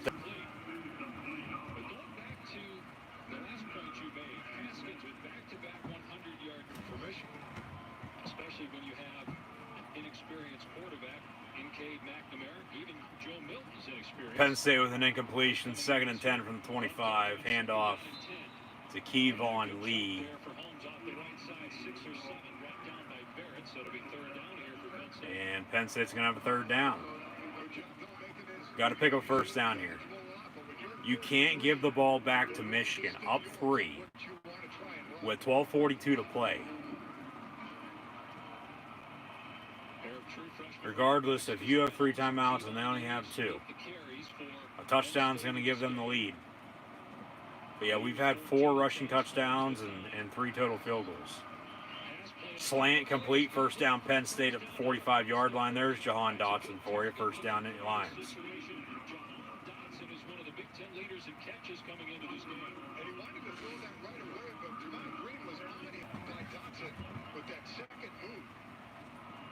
Second catch today, 33rd on the year, and 27 all of last year. He's a junior from Nazareth, Pennsylvania. Clifford on a quarterback keeper gets 5 yards to midfield. 2nd down and 5. So a gain of 6 or 7 again. Boy, the way he takes advantage of that, just in the cases where he has to the field, obviously he takes off, but when he knows it's not, he'll get down, get what he can get down. Very smart runner to give that team a 2nd and 5. Yeah, marked it down at the 49. 11 and a half on the clock. Penn State with a 3-point lead. From the 49 officially, Clifford going to hand off. Kevon Lee going to stiff arm, break a tackle down the far sideline inside the 40, 35, and then out at the 28-yard line, 1st down, Penn State. A very good run there by 24, Kevon Lee, the true freshman back from Florida.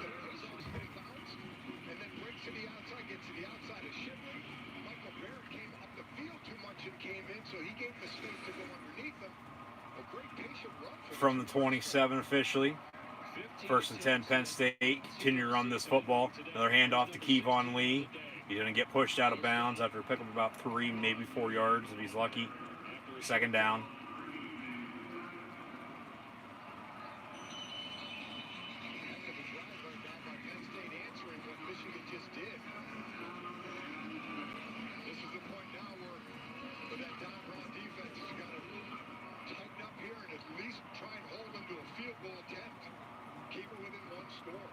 Trips near side. Ball to 23.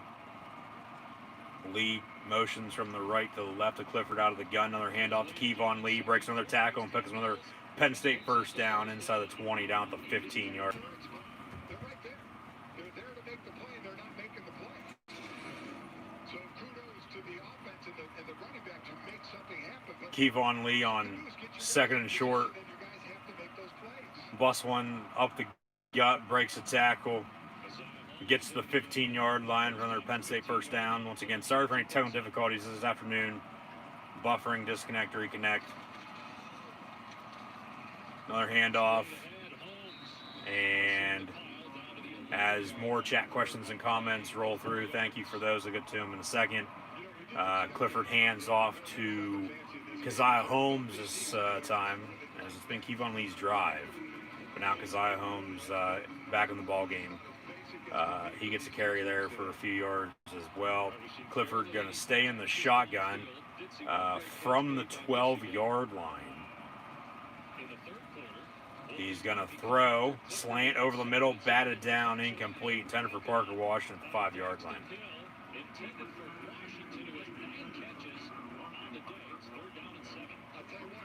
So 3rd and 7 for Penn State with 9:13 to play. Looking for their first win at Michigan since 2009. 3rd and 7 from the 12. They need the 5.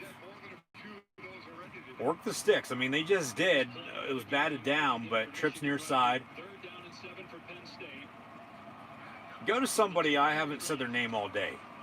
Will route, no. They go over the middle. It's caught. First down, Penn State, 1st and goal at the 3-yard line. They go to number 5, Jahan Dotson. At least he picked up first down. It's 1st and goal now from the 3. But they have talent. They have depth. You don't need to go to, the same player every single time. No wonder the defense is stopping him. Handoff, Kevon Lee. He's going to lower his shoulder, and he's going to be just shy. And now we got some breaking news. The Lions have fired Matt Patricia. The Detroit Lions in the state of Michigan have fired head coach Matt Patricia after they lost on Thanksgiving and it fell to 4-7. Look for him to return to New England as an assistant coach for the New England Patriots under Bill Belichick. His head coaching career not off to a good start. Will Levis in the ball game. He's going to keep it on a quarterback draw. Touchdown, Penn State. Another rushing touchdown for the Nittany Lions. One by the running back, one by the starting quarterback, one by the backup quarterback, and now Penn State extends the lead 26-17 as they're up 9 pending the extra point by Jake Pinder to go back up 10 with good old 8-1-4 to play here in the 4th quarter.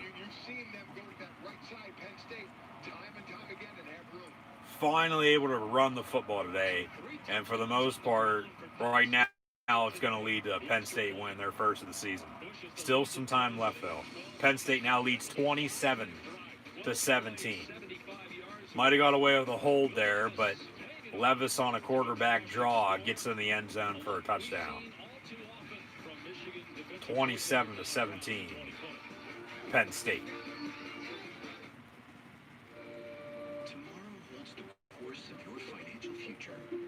Which is why it's good to know exactly how you'll get there.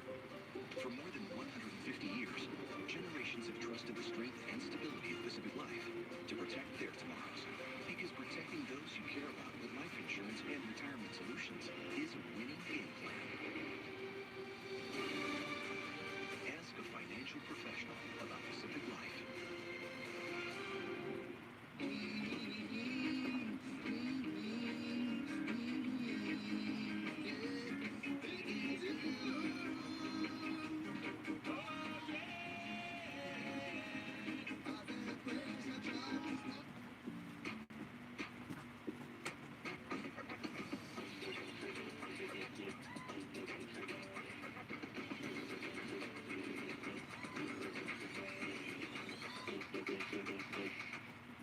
Introducing Wendy's new pretzel bacon pub cheeseburger.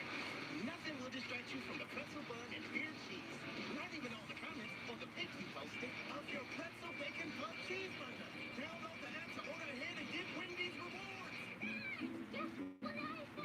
Something under the porch? Yep. Even when I don't know how she got the stains, I know Tide Hygienic Clean can get them out. It gets between fibers to remove visible and invisible dirt. If it's gotta be clean, it's gotta be Tide.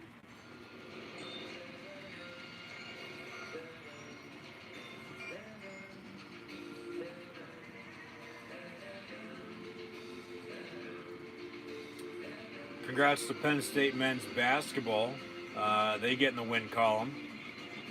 We saw Penn State women's basketball the other day pick up their first win of the season. Now Penn State men's basketball with a win over VMI, the Virginia Military Institute, at home 86-65. They'll play a few upcoming good non-conference games over the next few weeks or so.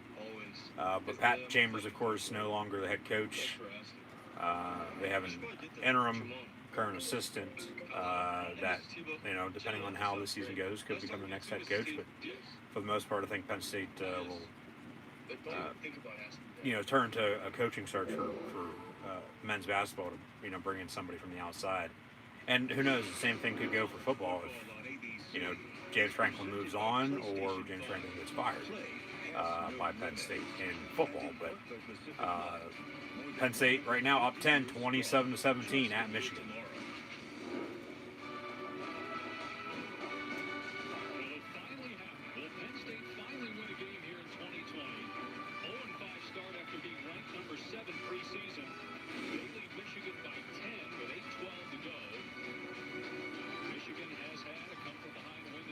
Against Rutgers last week, ended up winning in triple overtime and trailed by 17 early in that game. But down 10 points now, could not get off the field on third down. This will be a touchback here. It'll come out to the 25 of the Wolverines. Tonight we have USC in Vegas. It's the Brown Bear. Devin Clark in his wrestling background will try to escape the righty haymakers from Anthony Smith. Heavyweight main event prelims at 7 p.m. Eastern on ESPN Plus, with the main event at 10 p.m. on ESPN2, ESPN Deportes, and ESPN Plus. Special place in my heart for the guys, the wrestlers that go into the octagon, being a former wrestler. 27-17, Penn State, 1st and 10, Michigan from the 25 after the touchback on the kickoff. Intended for Johnson.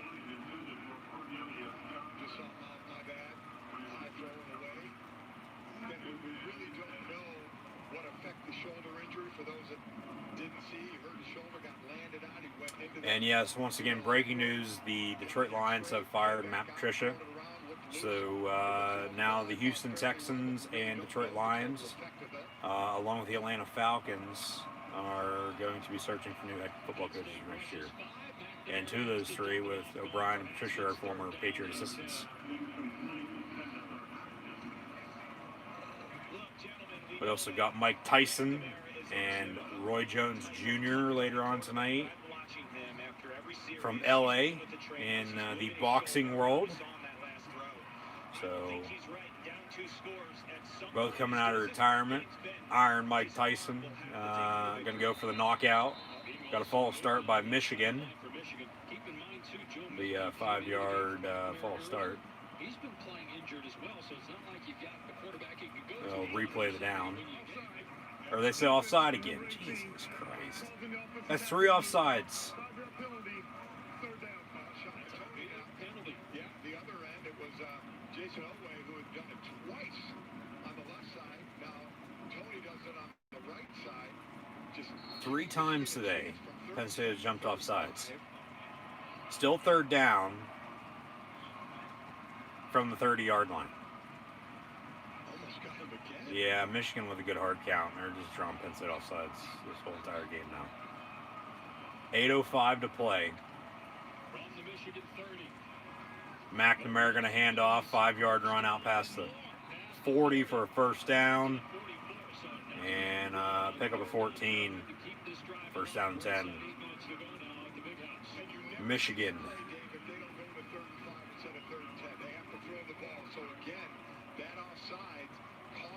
Still doable for them.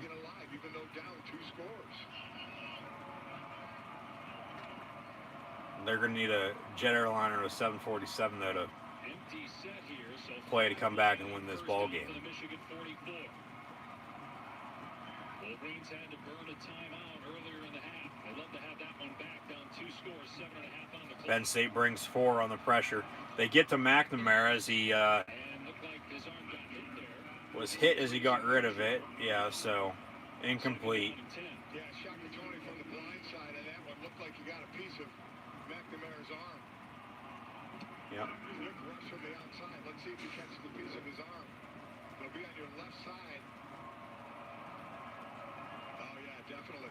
Yeah, it could be a fumble too, honestly. Nice rusher on. You slow it down a little bit, but incomplete, short hopped it. As he got his, he threw. McNamara looking to throw once again. And incomplete near side.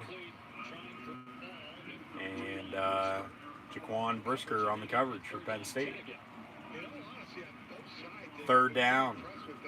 With the man coverage that's been going on, good tight coverage has really not been 3rd down and 10. been able to get a whole lot of separation as we're down to another 3rd and 10. if Michigan tries to get Penn State to jump again, which would be stunning if they were to jump again. I mean, you'd rather just get a late start now than give it 5 yards. Likely Ford on territory as well here. Penn State bringing some pressure. Cade McNamara going to go down on the sack. Ball comes out, fumble. It stays in bounds. Joseph Ayo has it. Penn State recovers. They're going to say fumble or recovery. Did the ball go out of bounds before it was like kicked back in or thrown back in for Penn State to recover? All right, Daquan Hardy making up for his bad coverage earlier on the jump ball. Gets to Cade McNamara and takes him down on the sack. And then, Jason Owe on the recovery.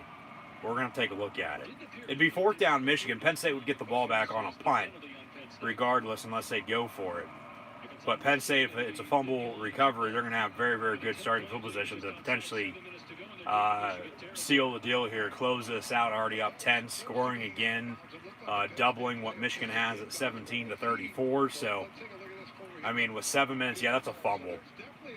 Ball's out way before he went down the sack. And then, Shaka Toney knocked it back in bounds before he was even out of bounds, and then Jason Owe recovers and then runs out of bounds. So that's going to be Penn State football. That's a fumble. And that's recovered by Penn State. Of course, Jim Harbaugh, along with James Franklin, trying to figure out what the hell is going on right now. But this is going to be Penn State football. It did look like, but that last shot we showed you, he did not step out of bounds on contact.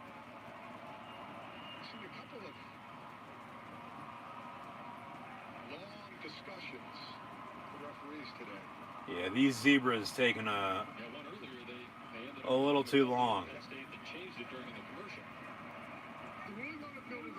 Rolling on the field's a fumble. But an illegal bat by Penn State.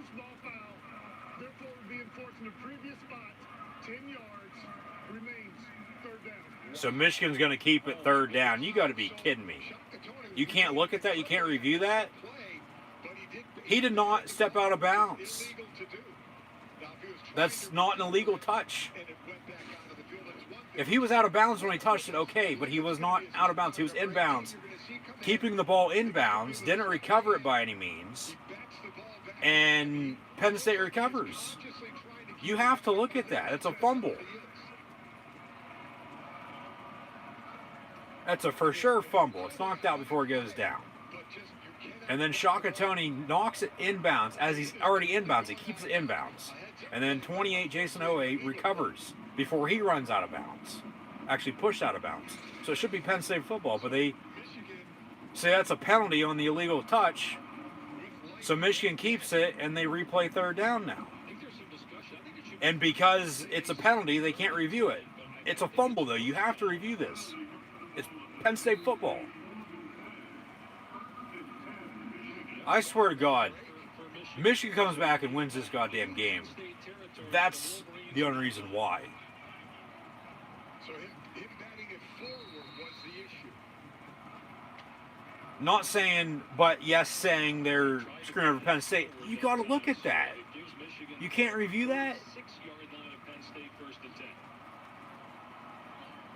Under 7 to play. Michigan down 10. They keep it. They replay 3rd down.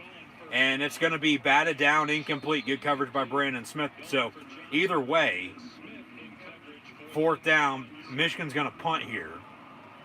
Thought about going for it there, but they still got 2 timeouts and 6:53 to play.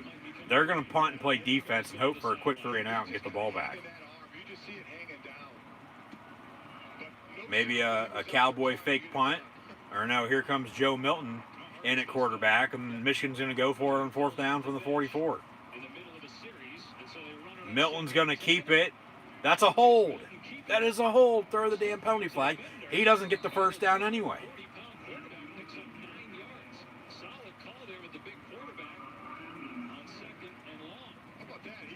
How was that 2nd down? They replayed 3rd down. Also, they gave him a 1st down out of that then. So that was 2nd down. So this is 3rd and 2. It's interesting right? here because, Quinn Nordine, who did make a 57-yard field goal last year, he is out, right, as it's a two-score game. You just need to Okay, the reason why Quinn Nardine's not kicking for Michigan Day, he's injured, he's out. That's why Moody had the field goal earlier. See how they handle this third down call. So 3rd and short, Michigan going to run it. Right first down marker, he's going to be short. He's going to be half-yard shy. It's 4th and inches. But they said replay 3rd down. They don't get it. It's 4th down. Milton comes in, doesn't get it. That's turnover on downs. But then they say 3rd and 2. Because it then turned out to be they gave him the first down on that penalty with the fumble. So 4th and inches now. They bring the chain gang out to measure. In my opinion, they need to be ready to go. They're going to go for it. But be ready when the play and go. He's short. He's a good yard short. And you're talking about a 55-yard field goal attempt if you were to bring on the kicker. This would be from 55 if they kick it. Get them down 7 with 5:55 to play, but you go for it, you get the first down, drive continues, you score, you're down 3, you need to field goal to tie it late. But you go for it here on 4th down, you don't get it, you give Penn State the ball back, still down 10. Michigan's going to go for it here, I think, knowing Harbaugh. Especially the way they've drawn them off sides. They'll try to draw them off. If not, they'll, even with 2 timeouts, potentially call a timeout and bring kicking in on. I don't see this getting changed, but as I said, Michigan needs to be just ready to go. 4th and inches. Michigan going to go for it. Milton under center. They're going to sneak it. And he's not going to get it. He's stuffed. That's turnover on downs. Penn State's getting the ball back. First down. Penn State. Switch it. Move the sticks. They're going to bring chain gang out for a measurement again. He's going to be short. He is going to be short. Harbaugh's livid. He's not that short. I don't know. Oh, come on, says Harbaugh. He's short. He didn't get it. They're going to bring Changing out for a measurement, though, here. He's short. Turnover on downs. Penn State football up 10 with 5:37 to play. Michigan only has 2 timeouts. That might be the play of the game right there. And Penn State might have jumped off sides, honestly, too, looking at the replay. And he might have had it, but they rolled him short. You can't review that. I mean, you can, but it's not going to change. They're not going to overturn a spot of the ball. Penn State's going to get it. 1st and 10. It was a good play call to sneak it. I mean, I would have done the same. But Harbaugh not happy. Maybe Harbaugh can go to the Detroit Lions. Maybe Michigan fans and Michigan State fans would enjoy that. Get the Lions back on track. Since they just fired Matt Patricia once more. Sean Clifford handing off to Kevon Lee. Hold on to the damn football. Do not turn it over. And run this clock.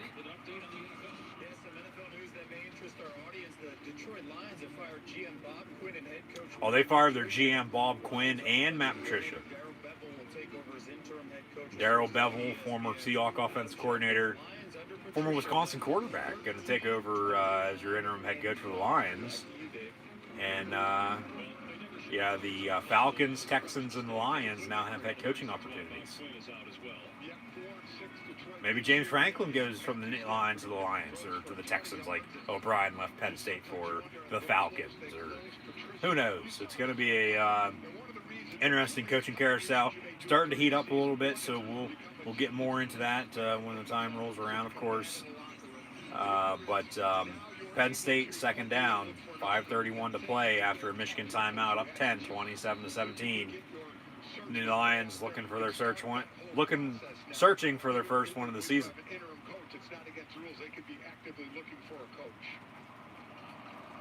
From the 41, Clifford going to hand off once again to Kevon Lee. He's going to get another 3 yards. Michigan call their 3rd and final timeout. Michigan has no timeouts the rest of the game now. It's going to be 3rd and short for Penn State once we return following this commercial break. Penn State up 10, 3rd down with 5:26 to play. They get a first down, run this clock, game's over. They're going to need another first down, though, because they're not going to be able to wind the Hoyt 0 from 5.5. Probably need 2 sets of first downs, honestly, to keep it alive. But even if you pick up a first down here, or even if you don't, okay, I'd rather pick up first down here and then not later if you're not going to get one, then punt. Michigan's going to get the ball back down 10 with no timeouts, with little to no time left. So, try coming back from that. We'll see what happens here. It's going to be interesting. It's going to be a good finish. No doubt about it. But we all showed up for each other. There are thousands of you here today. Let's make the most of it. Are you ready to sink your teeth into a lemon-pepper, sweet and spicy Korean shoot-tastic mango habanero masterclass in all things wings? Yes, I am. Sorry, though. Get free delivery for a limited time at wingstop.com. We love the new apartment. The natural light is amazing. Hardwood floors. There is a bit of a clogging problem.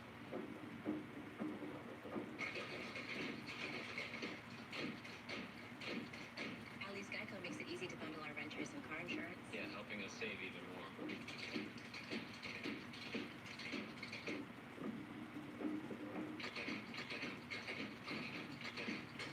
For bundling made easy, go to geico.com. Chris Fowler here, Kosecki's new 4x4 commentator. And this is unprecedented. Watch him stand tall in the pocket. He's looking for a cheers over the middle. And he makes the connection. Touch beer. Truly stunning athleticism, folks. Kosecki's a most interesting beer. Team, it's been a grind, but I think I've aged you well. Some might say perfect. Who's ready to show 'em who's the cheese? The cheese is coming. Cheese is official sponsor of the college football playoff. Does your deodorant protect you all day? We gave new Dove Men Plus Care to Mike, who transforms homes for those in need.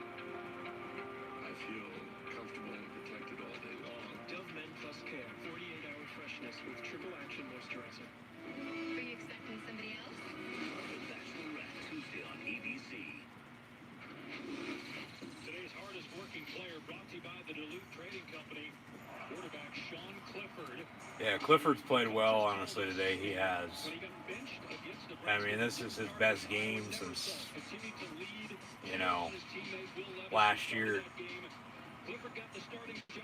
Probably before they lost to Minnesota and Ohio State. I mean, even the Indiana and Rutgers game, he didn't play the Rutgers game, he was hurt, but Memphis Bowl game,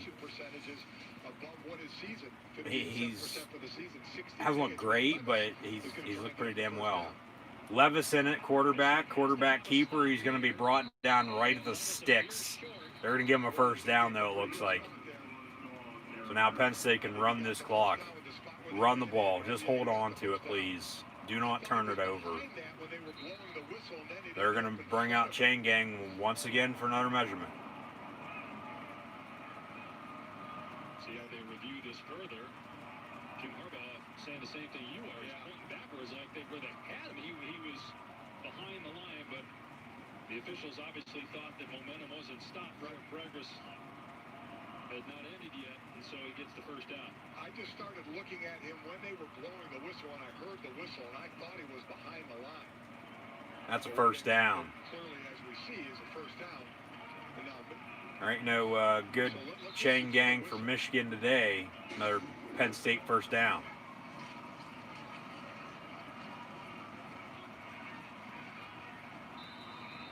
They give it to him, so first down lines.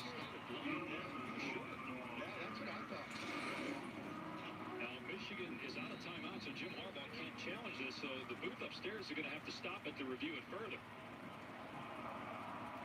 Penn State out of the gun. To stop play. Ball at the 47-yard line with 4:55 to play. Yeah, let this clock roll. And hopefully the good times will be rolling later if Penn State can pick up the first one of the year. Another handoff. Kevon Lee breaks a tackle. inside the 40, first down, for running out of bounds around the 30-yard line, first down, Penn State. And break off a couple more of those and get in the end zone, why don't you? Seal the deal. Just coming in too hard, trying to make plays, getting blocked there. Excellent block by Theo Johnson, the true freshman, did a great job of caving down. But that right side. It's all finally starting to click. Kevon Lee has over 100 rushing yards today. They're finally able to run the damn ball. It took them 6 games during an 8-game conference-only shortened season, but still, finally. Another handoff, Kevon Lee. He gets 3 yards. Run this clock. Michigan's got Maryland next weekend.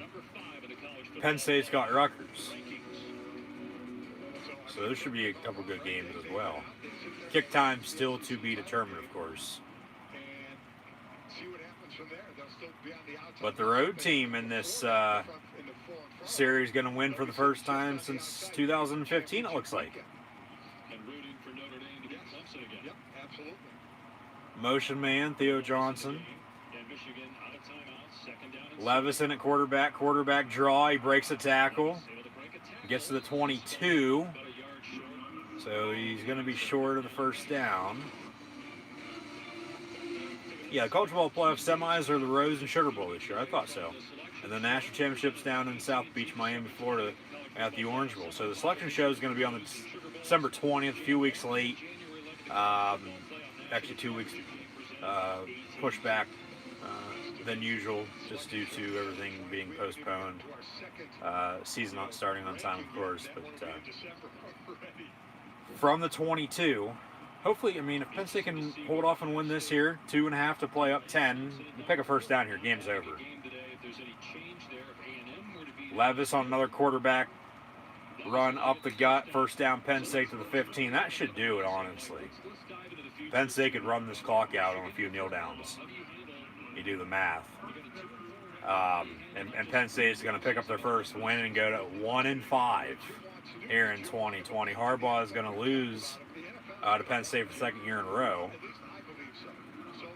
Penn State hasn't had a 2-game winning streak over the Wolverines since they had a 3-game winning streak in 2008, 9, and 10. Before not playing, of course, in 11 and 12, 4 overtime win in 13. Penn State lost in 14 and in 15, along with 16, and then 17 and 19. Penn State's won 2 years ago. You know, they went up to Ann Arbor and lost. The home teams won the past 4 meetings, and the past 2 times Penn State went up to the Big House, they've gotten blown out. But now Penn State's going to beat Michigan by 10 and pick up their first win here in 2020, 2 days after Thanksgiving.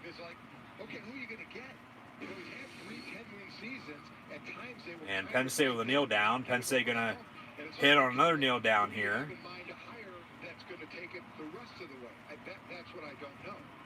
You also have to wonder, is the job as desirable for a prospective head coach as it once was? And Clifford for the second time, under a minute to play now, with another kneel down. It'll be third down for Penn State. They can run this under 40 seconds, so take another one. Michigan can't stop the clock, and Penn State's going to pick up their first win of the season on the road at Michigan, 27-17. Before traveling to Rutgers and then closing out the regular season at home against Michigan State, and then Big Ten Champions Week. Whew, this feels so good. Been a long 11 months since Penn State's last win against Memphis in the Goodyear Cotton Bowl Classic last year after Christmas.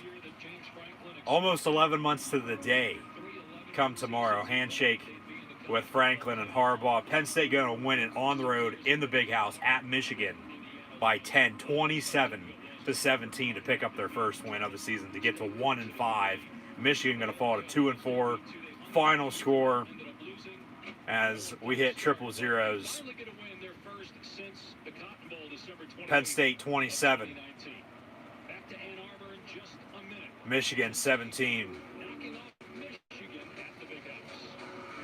Ooh, I got chills, and they're multiplying. I tell you what, this win feels so good. I'm sure they of course, as a team, have to feel, happy as well. They finally found a running game. They finally were able to run the football and play good defense for the most part.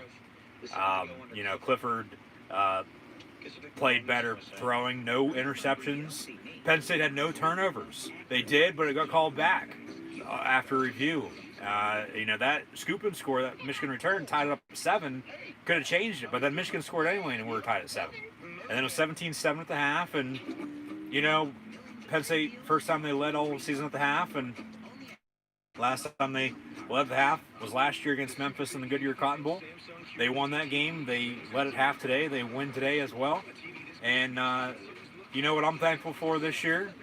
I'm thankful for Penn State finally picking up the first win 2 days after Thanksgiving here this November Saturday afternoon, late 2020, with a 10-point road win at Michigan, with their final score once again 27-17. James Franklin, for the most part, for the time being, going to keep his job for now. But they lose to Rutgers and Michigan State to close out. Finish at 1-7. Okay, we'll get back on that topic then. But they honestly have a chance the way Rutgers and Michigan State have been playing. If they play the next 2 games like they played today, they'll be at 3-5.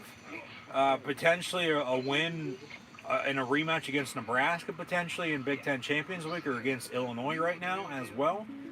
4 wins, you're going to a bowl game even with a losing record. Probably, you would think. And then the losing season is off the table if they finish at 500 at 5-5, and that streak continues, even if we're saying now this is their first losing season since 2004, because they win today at Michigan. 27-17. I didn't think, honestly, I'd say Penn State wins in 2020 this year, the way they played the first 5 weeks of the season. Honestly, go 0-8, 0-9, and you clean house and you move on. You start all over.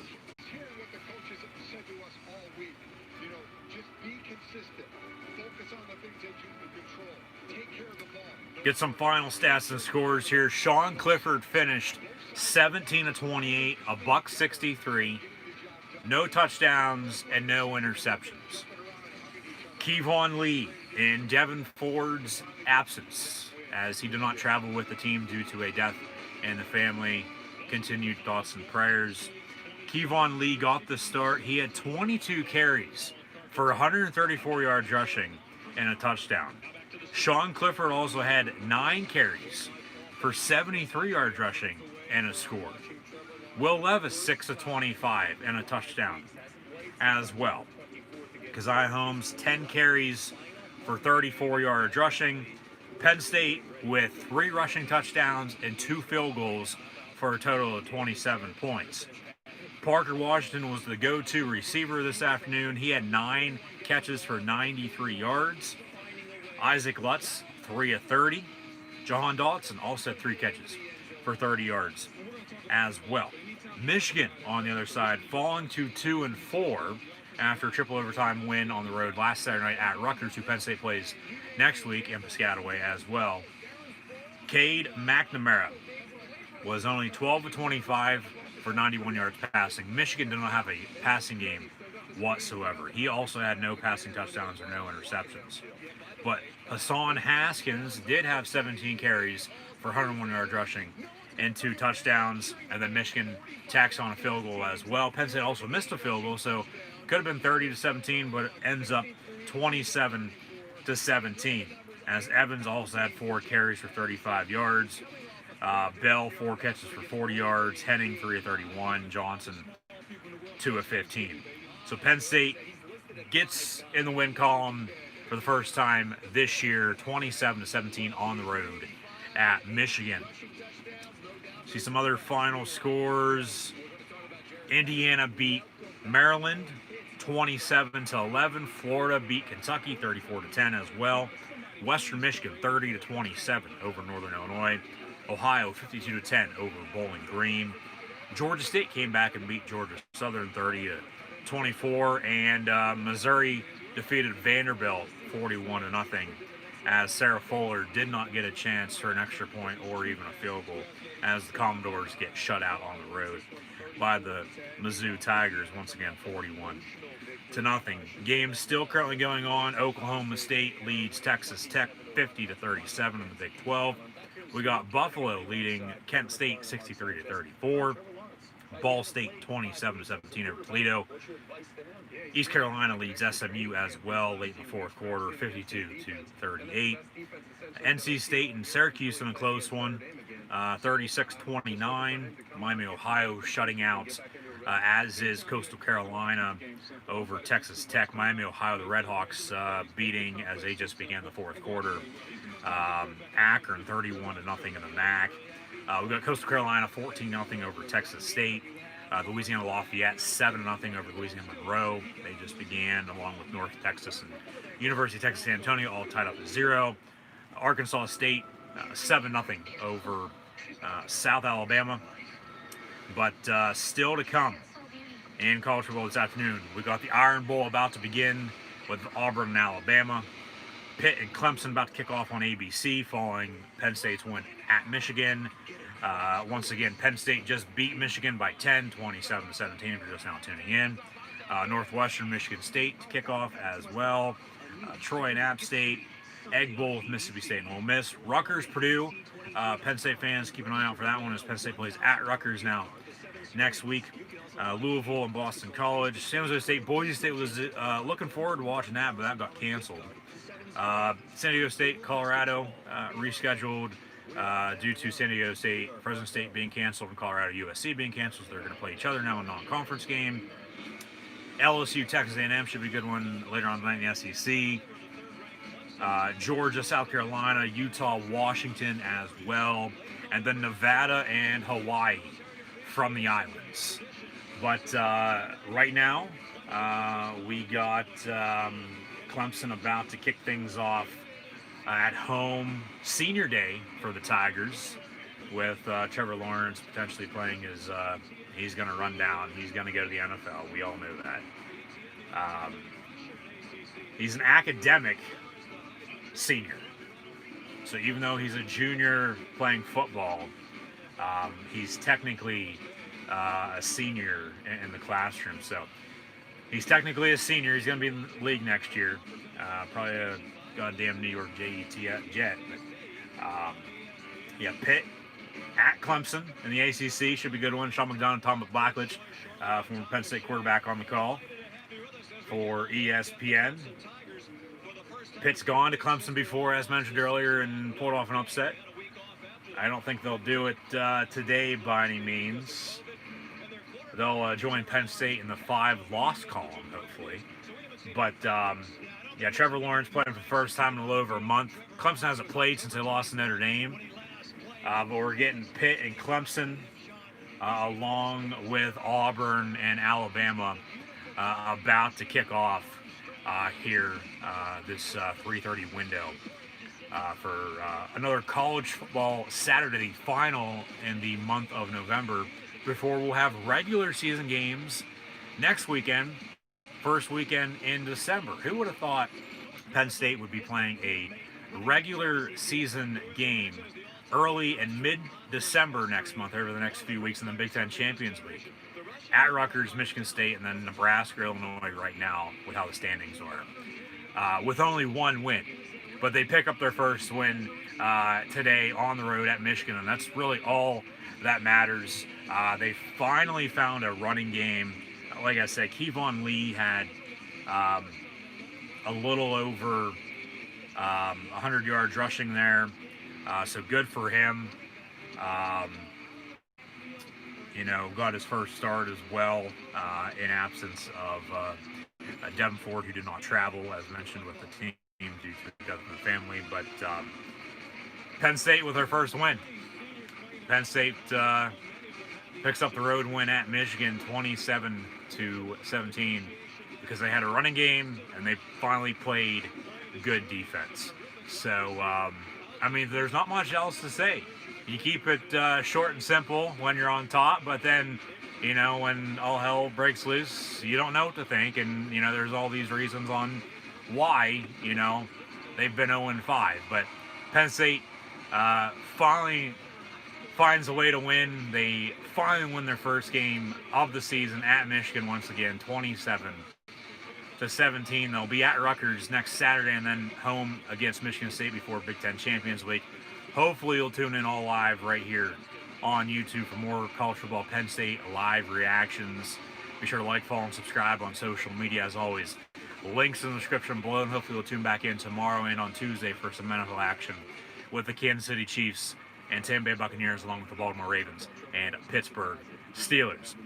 But the main focal point today is finally, thank you, Penn State picks up their first win of the season at Michigan, once again by a final score of 27-17.